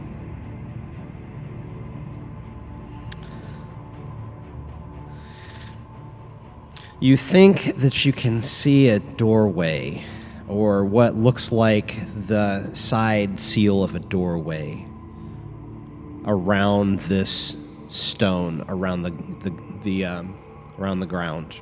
As you kind of, you're really taking a close look at the base of this rock. Like a sewer cap? That's a wonderful analogy. Thank you. A round door, maybe? I don't know. You can see that it's sealing off a hole of the same shape of its base. which is kind of substantial. You know, it's almost 10 feet long, and it's a few feet. It's about 3 feet wide, or maybe even 4. It's a big standing stone, and the Artificer gets a very strong feeling that it's the cork, if the Dragon Barrow were a flask. I call the party over. What did you find, lad? I found some sort of entryway. Where? I only see a stone. Down here, Master. And I'll point it out. I imagine it'll probably take more than me to lift it. Imagine so. But attempt a strength check to lift it up. Four corner it. Four corner. Yeah. Yeah, Nah. all of us do it. Lift with your knees, not with your back. I force Myrin to help. I was going to use the help There you action. I got a 19 on my strength check. I kind of imagine the Artificer calling Thardin to show him what he found, and the dwarf getting really excited and amped up when he realizes what he must do. And Myrin can see this telegraphing in the dwarf's body, that he is about to throw all of his strength at this stone. And where were you, Myrin, when this was going down? I was just standing on the other side of it, I think. I mean, I feel like we were all kind of circling this stone. Yeah. Oh, God. You're standing on the other side of the stone from this? Yeah. Roll a dex saving throw. Oh, no. I have proficiency with a high number, and I rolled an 18. So, meanwhile, on the other side of the rock, Thardin is amped up like a bull, and you hear a clanking sound from the other side of the rock as his armor hits the rock, and you see it start to topple towards you. Oh. Like, here it comes. Like, Yeah, I'm hey. just going to dive out of the way. And it almost crushes you just barely as it falls to the ground. Hopefully, yeah. Is this revenge for that arrow stuff earlier Could on? be. Ah! It could be. I kind of looked down at the stone and looked back at Thardin as if there was some intent. You gotta move out of the way faster, lad. But did you die? The hairs are still on my head. Aye. A breath in my lung. What do we see, DM? Do we see a wild rave down there? Wild rave. Hold on, I'll plug these lights in. There's still a lot of light here. Myrin's eyes are big white saucers looking at the dwarf as he stands on the other side of this toppled stone monument. And then he notices that there is a passageway leading down where the rock once stood, and immediately understands. While Myrin's kind of giving me that look, I kick on my dread helmet red eyes and look back at him. The dwarf glares back at you with glowing red eyes in the noonday sun. You barely see them glint because the sun is so bright. Willow makes popcorn.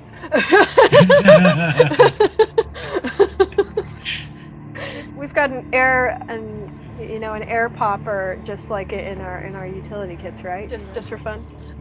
What do we see below us? A spiral staircase, but you can't really see anything beyond that spiral, and then it disappears going down.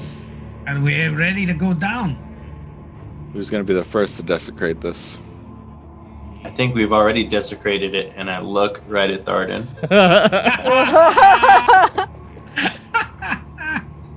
Oh, too funny. You almost killed our friend here. I wasn't aiming for him. He was in the way. And I was never aiming for you. Aye, so we're even, lad. I'll go down first, unless Myrin wants to go first. I'll walk behind you. I can clearly see over you. Okay. And who's behind Thardin? I think Myrin is. Yeah, I'll be Yeah, behind I am. Myrin. Nars I'll is be- behind Myrin. Yeah, So yeah. I guess I'll bring up the rear. And you descend down a stone spiral into the catacombs below. I will have my bow out and ready. Gus, you would think back to childhood and remembering the legends of the witch lights over Dragon's Barrow at night. And now as you descend in this stone stairwell, it's sort of open on the sides. Anyways, you can see below as it gets dark, your dark visions begin to adjust. I imagine that Nars pulls out his goggles and slaps them down over his eyes. Yeah. The Artificer is now wearing his dark vision goggles of night so that he can see too. And as he does this, little pinpoints of light start to flicker around you in the stairwell as you descend. It's about 3 stories down, I'd say. So about as high as the mid-bridge to the deck. Wait, little piece of light such as circle me? Yes, as you look around, you can plainly see these glimmers of light that are floating all around you. Alright, I'm gonna sit down and detect magic. And I'm In gonna stop. the I'm staircase? stopping the party. In the stairwell? Yeah. Does the rest of the party stop? I know Willow has to because she's behind him, but Thardin and Myrin, roll me perception to see if you notice. Well, I would say it. I would be like, party, we need to stop. And the party stops mid-stairwell climb. We need to take a minute. There is some sort of magic circling me. What is it, lad? I will find out. Nars Dendrar pulls out his spectacles and slides them down into this modification that he made onto the goggles, and detect magic activates instantly so that he can see in predator vision where the glowing objects may lie. Anything that has an enchantment on it will glow with this aura that he can see through these lenses. Oh, I was gonna say, I think it also will tell me like what school of magic it is. Sometimes you're still a little iffy on that feature. Sometimes it works. You don't have it down to a science quite yet. Anyhow, your detect magic seems to ping nothing. And you see these glowing points of light flickering in and out around you. Do I feel like it's a creature or a spell? I feel like I would at least know that. You don't really detect any magic. You could I desert don't want to go down in this hole and get hit by something. We're here. Don't you have Myrin and Thardin? Don't you have something to sense creatures? I could do a primeval awareness. Your primeval awareness gives you a strong feeling of the undead. Well, Burn said slut. That these lights that are coming around us could be undead? Are you casting Divine Sense? Yes. Casting lights. Thardin asks Moradin to enlighten him as to what's going on, and using his divine sense, he can detect that these little points of light are undead. And Do I know of any creature like this? Roll for nature. Ooh, nature. 17. You come upon a memory about witch lights and you had heard long ago, someone had told you, maybe Sister Garrily or somebody else learned in town told you that witch lights are the spirit of the undead who are not at rest, and that they prey on fear and despair. And that's all you know. Well, these lights we're saying are Willow Wisps, and they are not friendly. They look very beautiful. They wink at you in different colors. They're pink, and then they're cyan and like cotton candy blue. Willow, have you ever heard of them? Haven't. These are Willow Wisps, and they are blinking all around. But they're not actually. They're calm around us. They're just floating majestically, almost in the air. Well, until they attack us. Your friend is sitting on a stair on the spiral staircase, looking all around, telling you that these glimmering lights, they sort of remind you of Nars' dancing lights a little bit, but they're tiny and small. Just little pinpricks of light you can see floating around. Like- What does Thardin think about all this? Thardin's amazed. He's never seen anything like this. What about Willow? I was wondering if she can do anything to help, so I'm looking at a spell that I had put in. She's got something that could help. Last long rest, I had put in a new cleric spell that I don't know if it's something I could use right now. It's a religious ceremony. It has a casting time of an hour. You perform a special religious ceremony that is infused with magic. When you cast the spell, choose one of the following rites, the target of which must be within 10 feet. It's only like a one thing. I was like, oh, maybe we can just bless this place or something, but it's like... You could make some holy water with ceremony. Oh. There is a part of ceremony that says that you can make holy water in an hour. That's basically what it amounts to. Oh, here it is. Blessed water. You touch one vial of water and cause it to become holy water. And that would probably help us if the Willow Wisps are undead. Does my hand go through them? You reach out to try to see if your hand goes through them, and they just sort of dance around your hand like a moth, but you can't actually touch one. Would the party like to cast a ceremony spell for an hour to make some holy water? I like the idea. That's fine. Yeah. In the stairwell? Yeah, we should back away a little. Well, I'll go ahead and cast it. To cast this spell, the party will ascend the stone stairwell, and they will come out. Does anybody have any water on them? Who has some water? Does Nars have an empty flask or two?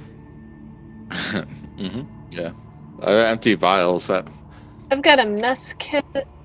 Oh, I've got a water skin. You have a water skin, so there's source of water, there's something to contain said water, and the party watches as Willow takes out of her bag of holding these mushrooms and sets them down in an array, and she sits on top of the toppled over stone. So you watch her sit on this flat stone. I'm gonna have to make you eat a mushroom for this. Okay. Willow pops a magic mushroom in her mouth and will roll on the table at a time of my discretion as to how that takes effect, but it has not kicked in yet. But she does this in a religious rite. She takes this mushroom and is able to make 3 vials into holy water. And you watch her for about an hour as she trips. I rolled a 2 for the table. The creature gains the enlarge or reduce effect. 50% chance of either. Basically, you can enlarge or reduce yourself for 1 hour with the enlarge reduce spell.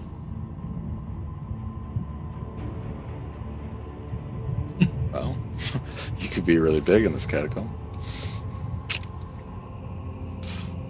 I'm going to say that for the next hour, you have the option to enlarge or reduce yourself with that spell. Well, what does the party do? Are we going back down? Get 3 vials of holy water. You can be reduced or enlarged. Thardin leads the way, and the party resumes their descent down into the spiral stone staircase into the catacombs below. Like before, you see glimmering lights flitting all about you, just pinpricks of different colored light, and they'll pop and then they'll vanish, winking in and out at you. We continue to descend the stairs. And you get to the bottom, and you are in a large, round hallway. A quick look around reveals that there are passageways off to the north, east, west, and south. But you're in a round tunnel, sort of concentric around how the spiral stair was coming down. You're in a round tunnel that goes around that with one exit to the stairway. So you see one passage east, one passage west, one passage north, and one south. Okay. Does any specific way look more decorated than others as far as ceremonial, like placement, like urns or something like that? They all look exactly the same. That's handy. You don't see the little points of light anymore, though. Now that you're down here in the tunnel, They went away. you don't see them. Okay. Did they stay in the stairwell? As we went down, is that why we don't see them anymore? Did they just? You just stay don't see them. You have no idea where they went. Okay. So we come down the stairs. We're down at the platform. We're in a round room. And there's entrances, as you said, at each. You're in a round Yep. tunnel of a hallway. The catacomb ceilings are about 8 feet high and flat, and the walls are all made of packed earth. Well, why don't we? And the only light that you have is these little pinpricks that you could see before, but now seem to have vanished. Well, let's pick a direction. Proceed. If they all look the same, it's a difficult decision. Oh, You are all feeling quite mournful, being in the tomb of sorts. It's been a while since anybody was in here. I will tell you when I was a boy, like I told you, the lady was here. And she did. I do recall. I don't remember their names, but she was traveling with a bard and a cleric and a fighter and a wizard. That's all I do remember. As bunches of another few adventurers, groups of adventurers that were with her. But the noted ones that were with her, those were the ones that were told in stories A to us bard, as children. a cleric, a wizard, And a fighter. a fighter. Classic. The wizard was Custer Snowshield. That I'm familiar with. You would... But that was the stories that I told earlier on. What would the party like to do? Why don't we we'll pick a direction, I guess. Head to the west, maybe? All right. to the west. Sound good? Everybody follows the west. dwarf, and he leads them down this tunnel passage that does a little jog to the south. It turns a little corner, and then it keeps going to a doorway. Thardin, as you turn this corner to continue west, you see ahead of you a little floating witch light that's winking in and out at you. But you can see about another 10 feet, there is an opening like to a room, and you can see it floating beyond that opening, as if it just appeared there magically. But you only see one of them, and it's solid on, and it's just kind of floating in a pattern before your eyes.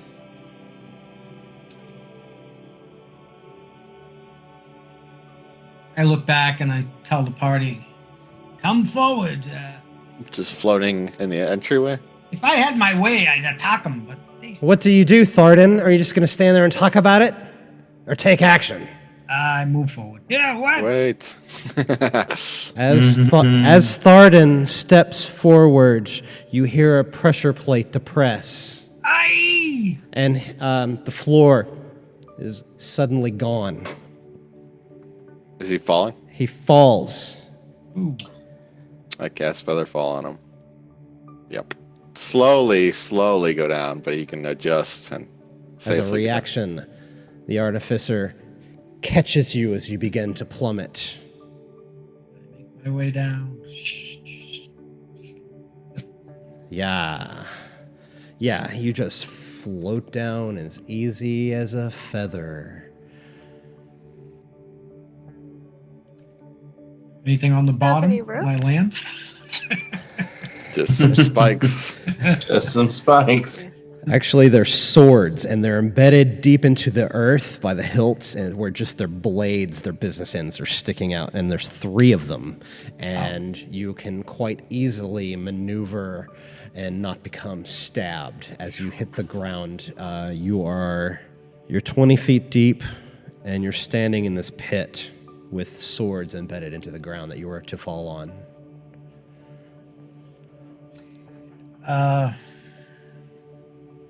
Hey, I'm okay down here, but I think I need a way up. Everybody roll initiative. Oh, God. 16. 9 for Thardin. 9 for Thardin, 16 for Myrin. 10. And Willow, was it? Oh, sorry. It's 22. 22. Willow, you're up first. It is your turn. So I'm like in the back of the party? Yes, kinda, you're in the sorta? very back. You didn't even see this happen. You used your movement to see what the commotion was. Trying to decide between resistance and guidance. You have 6 seconds to comply. Guidance. Who's closest to me? That would be Nars. All right, then I'll cast guidance on Nars. Go Nars. Willow's cast guidance on you. Oh, yeah. And- You have D4, I believe, to add to any ability check. Is that how that works? Yep, that's it. And you will end your turn there without movement. Yep, I'll Okay. stay where I am. Thardin. It is not your yes. turn yet. Your Okay. turn is last in this initiative. But at this point in the combat, you see this little pinpoint of light as it begins to hover over the trap that you are in. You're 20 feet down, and you are only 4 feet high, and you see it floats down, like really quite beautiful. It's putting on quite the light show. I feel like this would be the music it would be playing. Yeah. It's just kind of floating around you nice and pretty, Thardin. It is Myrin's turn. And that's the only light we see. It floated down. It floated towards the party until it was hovering over Thardin, and it floated down into the pit with Thardin. That's what you saw. What do? You have 6 seconds. I'm gonna walk up to it, and I'm gonna walk up to the edge of this. And I'm assuming I have a clear shot at it if I had my bow out. You think the light is malevolent, apparently, and you want to shoot it with your infused bow. Yeah, you look down there and you see it floating near Thardin's head. Thardin, you look up and you see Myrin looking down at you as if he would like to take a pot shot. How far across is this thing? It is a 5x5 foot pit, 20 foot Okay. deep. 3 swords embedded in the bottom. Thardin is standing around them. Can I actually... Because it hasn't attacked him yet. It's just floating. Yeah, the DM said initiative. I'm gonna grab my. I know. But during my turn, could I grab my rope out and throw down to Thardin? Yeah. Yeah. I'm gonna jump over to the other side because I assume that it's enough for me to jump over 5x5. No problem. And then that gives some space for Nars. Yep. So hop over, grab my rope, throw it down. And then I'm going to go and start to position myself further back to give some space. So maybe another 5 feet or so. You're going to hold on to the other end of the rope and toss one end down to Thardin. And hope for the best. Nars, you're up. All right. So this thing hasn't attacked yet? We're just like... It's just floating near Thardin. That's what it's doing on its turn. Okay, well, I'll ready an attack for if it attacks. It's kind of... Nars, can you see it? Nars looks over the edge of this pit and he sees this little pin prick of light floating around the dwarf's head, and he holds his action. And as he's doing this, he sees it kind of like spark with electricity. Or with lightning, I suppose. Thardin, it is your turn. What'll you do? I step away from it, watching so I don't trip on any of the You really don't have any room to step anywhere. You're in a 5x5 foot 5x5. Okay. Grab that rope. Yeah, I do grab the rope, and I attempt to, I guess, what would it be, an athletics or an acrobatics? I try to start climbing the rope. Thardin starts to climb the rope. How much do you weigh again, Thardin? 10 pounds. You're pretty heavy. You're pretty. That. You're pretty heavy, and with all that armor on you, you start to yank on the rope, and Myrin is holding the other end, and he is getting yanked with the rope. Say again. Do I need to do a strength check at that point? Yeah. I mean, I'm holding on to the rope, and Roll for strength. I'm just wondering if I'm helping him in that. As a bonus action, roll to try to support his weight. And I have to think about this because what can you physically handle? How much can you lift? Can you deadlift your fucking own body weight? Probably. Can you pull a dwarf's weight and all of his armor out of a hole? I don't know. Well, again, let's roll on strength and see how you guys do together. Okay. Yeah, I mean, I'm using my athletics to try to walk the wall up. I think you're trying to climb the rope. And I'm trying to hold, I'm trying to brace. You're trying to support his weight. Yeah. Because I didn't see anything to tie off to, I'm assuming. Make a perception check as a bonus action on your turn. The perception is a 19. And I was, There are a couple of sarcophagi behind you that you notice that you can tie off to. Big stone. I can do that quick. Yeah. But it's not your turn though. So we'll I have to wait don't for know. your turn to do that. I'll just you're hold ready for that, and it's back to Willow. What will your turn be? If that thing hasn't attacked yet, I'm going to continue to hold my turn. Okay. What are you holding for, Willow? What is your action going to be? What will trigger? Will anything trigger your action if you see it? If you see the beast attack Thardin, then you want to attack the beast? Yeah. It's like I don't see any point in attacking something if it doesn't appear to be hostile. The Willow Wisp winks out.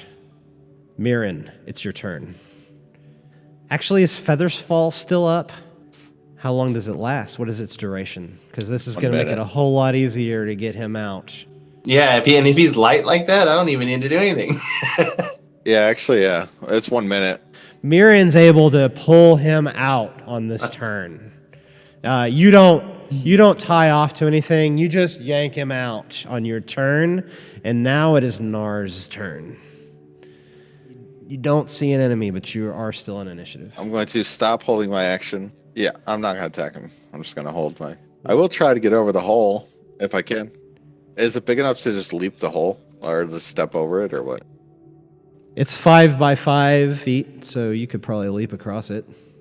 All right, I'll just step over it, see if it reacts. You leap over the pit with your turn. Would you like to do anything else with your turn? You're still holding an action. No, I dropped the action. I'm going to try to ignore it. I will look around this room, though, after I get in there. And we're still in initiative, correct? This is correct. We'll say Thardin uses his turn getting out of the pit. Myrin, what is your armor class? 15. You see an incorporeal light emerge right in front of you, and it goes stings you on the arm with lightning. You feel this jolt of power rush. I would think feeling a shock. 9 lightning, and it is your turn, and it's floating in front of you. It appeared in front of me Yeah. just this moment ago. Yeah. Now that everybody's out of the pit, it wants to have some fun with you. Yeah, apparently. Well, I guess I need to take a few steps back, and I'm gonna just fire one of my infused arrows at it. How many steps back do you take? As much that it keeps me in. You will provoke an attack of opportunity from this thing to do that. You realize that, right?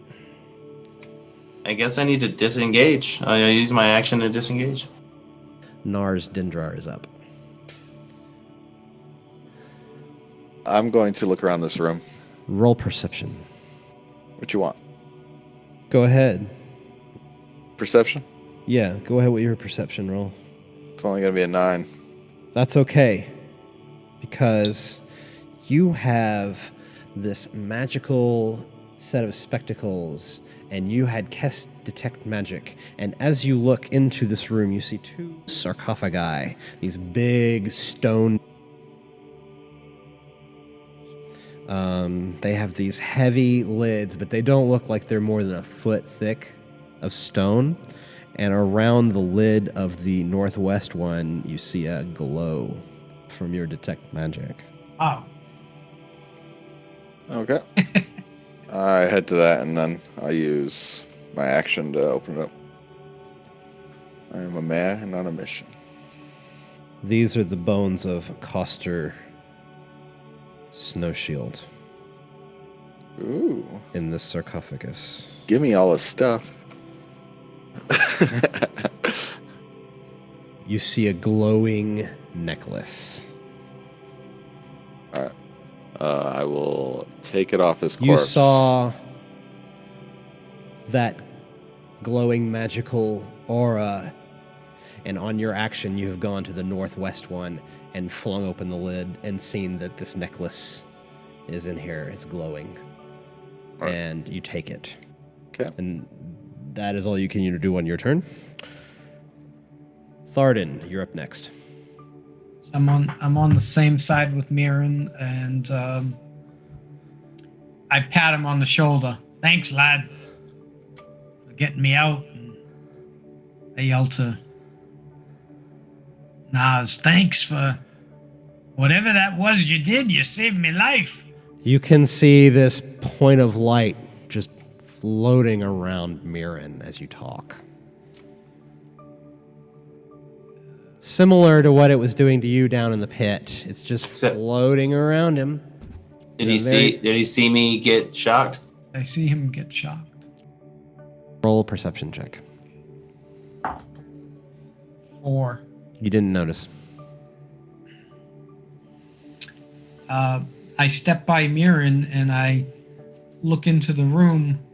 What did you find over there, Nars? Not quite sure. I'll keep looking. You keep fighting. Fighting? There's nothing to fight. You've burned up your turn talking. It is now Willow's turn. I'm just gonna go over that little pit thing, step over it, and go back towards the party. You're going to jump into the room as well. Yeah, with the rest of them. How large is the space? I think that you are all in this room now, and all four of you are in this room that was at the end of the hall past the pit trap that you sprang. It's about 30 by 15, and you see 4 sarcophagi and alcoves,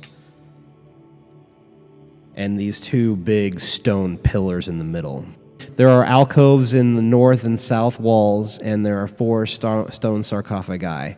Nars is in the northwest corner of the room with the lid open, and he has taken something out of that one. It is now Willow's turn, and she has moved in to the place with her movement. There's one of these pinpricks of light that's floating near your friends Myrin and Thardin. You guys find anything over here? Getting shocked. I found a shock. Willow, what will you do on your turn? You got shocked? Who shocked you? You're dead. Willow has used her turn asking questions.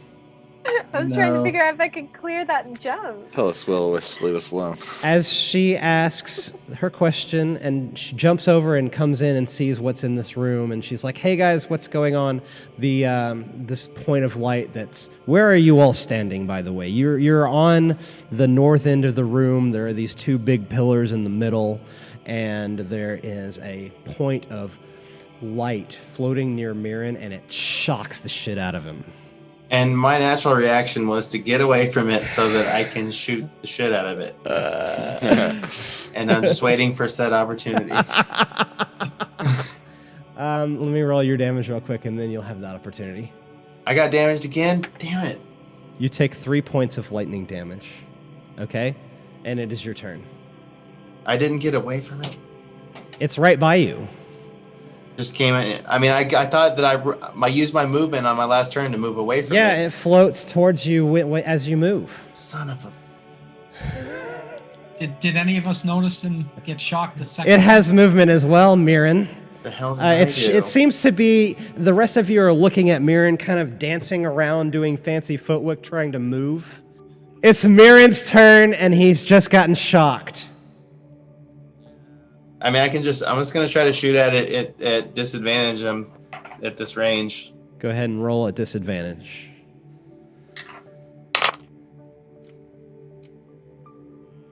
It's not worth saying. Single digit. Miss. You try to shoot an infused arrow at this thing, and it just streaks into the wall, and the thing dances harmlessly out of the way. And, I guess I could try again with an extra attack. I don't know. You believe? You have 2 attacks on your turn. So, at disadvantage, I rolled a natural 1.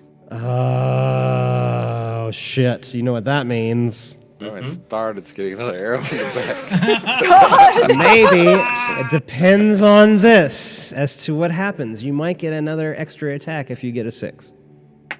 It was a 4. Let's see what is on our trusty table of critical fails on attacks. Yeah. I think it's kind of good because it's higher in value. And I made some of them turn out okay. And I think in this case, let's just take a quick peek. Your turn immediately ends. You lose any possible bonus actions or reactions until the start of your next turn. And that brings us to Nars. All right, next coffin. Flip it open. What do I got? Which one? The other one that's pinging. The other one that was glowing. Yeah. Nars probably would use his movement. Let's see how much. You don't quite have enough to make it over there. Wait. Your movement to the other coffin that was glowing would be the southwest one. I'm confused. I thought you described the room as like a There were 4 coffins. There's 4 coffins in there. All right. I will at least action get there 60 feet. Sir, yeah, you can do that. Use your... And then flip it over with bonus action and look at it at least. What you see through the lenses of your spectacles that are being held and focused by your dark vision goggle, you see a glowing loot. And you cannot take it as you have already used your bonus action to open the lid. All right. So you end your turn there. I don't think you can do anything else. How big was the party again? Just the old party of old. Seems like there's some conflicting information on that. I heard roll for history. Well, I'm just doing memory, like what they said, my teammates. They said different things, but if you want to know, you can roll for history. Okay. You maybe can roll it for history. I'm not just going to tell you. I will tell you if you roll well. 18. You roll well enough. You realize from your knowledge that there were more than one adventuring party that fought with Lady Alagandor on the fateful day they felled this dragon. All right. All right, that's my turn. Thardin, you're up. Was I aware that Myrin fired an arrow off? Yeah, you saw him definitely shoot an arrow and not hit anything but the wall. So now I spin around with my Some shield sense and of sword. urgency. What do I see? You spin around with your shield and sword. Yep, to see what he was shooting at. You don't see anything except for this little pinprick of light floating near Myrin.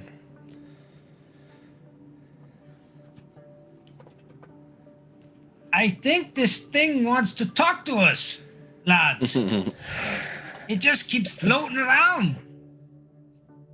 It is such a lovely little creature. You do not want to take an action on your turn, Thardin? You don't have to. I actually go over to a, because I don't think this thing did anything, so I go over to another coffin to take off another lid. Which one? There's 4. Well, each corner of the room. Obviously, 2 of them. 2 of them are open. 2 of them are already undone. So You're near the one on the northwest side. Do you flip that one open on your action? Yeah, that's what I'll do. You see the bones of a cleric. You see a tomb you have desecrated. Oh. I say a prayer over these bones. Willow, you're up. I don't know if I feel comfortable hurting this Willow Wisp. You see a Willow Wisp floating around your friend Myrin's head. Myrin's just gonna get killed. Myrin looks like he's got some scoring marks on his face and arms. Well, you got water. That could work. Oh, that's true. Who took the holy water? She's got 3 vials of it. You have 3 vials of holy water. All right, could I fling some at it? You sure could. All Roll right, an then. attack for an improvised weapon. All right. What would I add to that? Probably, I think 4 for you. I can't remember. It'll say Okay. on your character sheet. Roll for an improvised weapon attack. All right. Well, I rolled a 13. If I improvised weapon. 13 and 4 would be 17. You see the Drow uncork one of these vials of holy water and toss it at the little point of light circling Myrin's head, and it gets all over Myrin's chest. And the thing is still just circling him. So not only is he shocked, Now I'm wet. Wait, did it not hit it? It hit Myrin. Myrin, you feel very holy with this blessed magic mushroom Thing holy must water. have an insane armor class are just like really. Myrin good feels the voice. spirit of the forest overtake him and provide him with some little bit of respite from this electrical attack he's experiencing. And with that, you see that this thing that's been floating near Myrin's head starts to float very, very gently and insanely towards Willow, and it gives you a shock when it gets at you. You feel a shocking surge of electricity flow through your body, and you take 9 points of lightning damage. Oh my god! Holy shit! Would you like to attack it now? No, let's see if it's gonna hurt one of us. Well, I rolled a 17 and I didn't hit it, so. Let's see if it can do any bonus actions to fuck with you guys. It's going to Probably. continue floating near you, Willow, and now it is Myrin's turn. She had just come in the room, so you are about 15 feet from her. I'll shoot some arrows at it. Why not? I have nothing. Roll for those attacks. Is this a standard roll? Willow, you're good as long as he doesn't crit fail. Yeah, is this a standard roll? Standard roll. Okay. Okay, this should be a hit. 25. Is a 25 to hit? That hits. Okay. You hit it. All right. Do you want to roll the other attack and then we'll do damage all at once? Yeah. Okay. Natural 20. Nice. Do double damage for one and set regular damage for the other. Okay. 10 total. The party sees Myrin take aim and let two fly at the thing, and you see that purple blast of arcane energy streak from his bow and strike the. Such a good shot to do this, right? Because it's just a pinpoint I was of thinking light you're tiny aiming shot, at. yeah. It's like the tip of a laser that you're shooting at. Sharpshooter. It's kind of like when you're aiming at it, it kind of hurts your eyes to look at it, but you hit it with both. But that of was your where the blast, focus and- had to be. Yeah. And And it was actually a 15. I'm sorry, I didn't add my modifier. what did you tell me before? It was 10. I told you 10 before. It was 15. But it's really 15. Yeah. That's total damage. And do you end your turn there? I'll use it. It's still It's like still floating near floating. Willow's. Floating is same as it would have. Mm-hmm. Yes, I will. Nars, you're up. All right.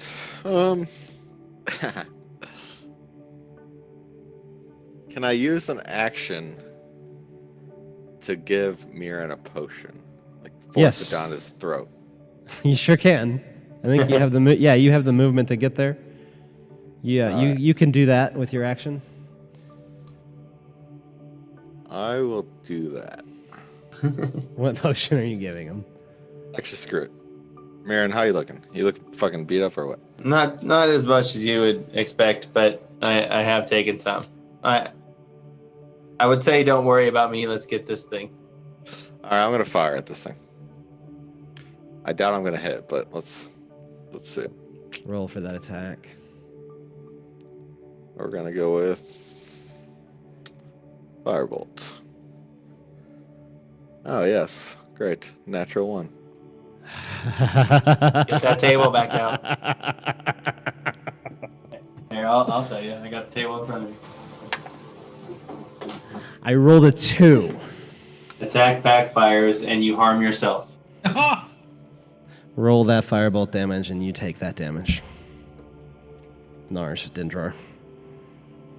Okay, I just hit myself for 9 damage. Ouch. You see the Artificer try to do his normal move that you've seen him do so many times before, but this time he just sort of fumbles one of the components to the spell and it lights him up on fire. You see him burst into flames and his mustache is all singed. Thardin, you're up. Okay. Now that I've heard noise and seen some fighting, I finished my blessing to that cleric, his grave that I desecrated just now. Moradin will forgive you, my son. And I go charging at this light, and I take a swing at it. Roll for that attack. 17. What are you using? Your long sword with My a shield? long sword, yes. You have your sword and shield, and you swing at it, and it just sort of dances out of the way of your sword. You cut through the air. You want to use a second attack on your turn? You can do that. Yeah, I will Try do to that. swing at it again.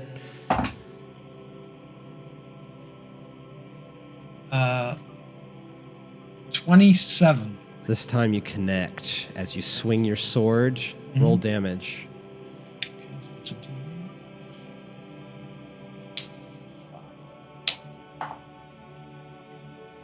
Okay, so that's 6, and then I invoke, using a spell slot, I invoke Divine Smite. Do an additional 2d8. So you see this big pool of radiance form around Thardin as Moradin shines down on him and is proud of his paladin for his repentant ways, and you see him smite the thing with his sword, and it just makes this pretty little explosion of smaller points of light, and they just dissipate into little bits. And we are out of initiative. Overkill. And you guys are standing in this room with the sarcophagi. And they both are the ones that were glowing were opened. 3 of them have been opened. Nars has been rummaging through 2 of them. 1 of them remains closed. How are we looking on time? I kind of need to wrap it up. Yeah, I gotta wrap up. hop off. We'll call the session here. We'll pick this up next time.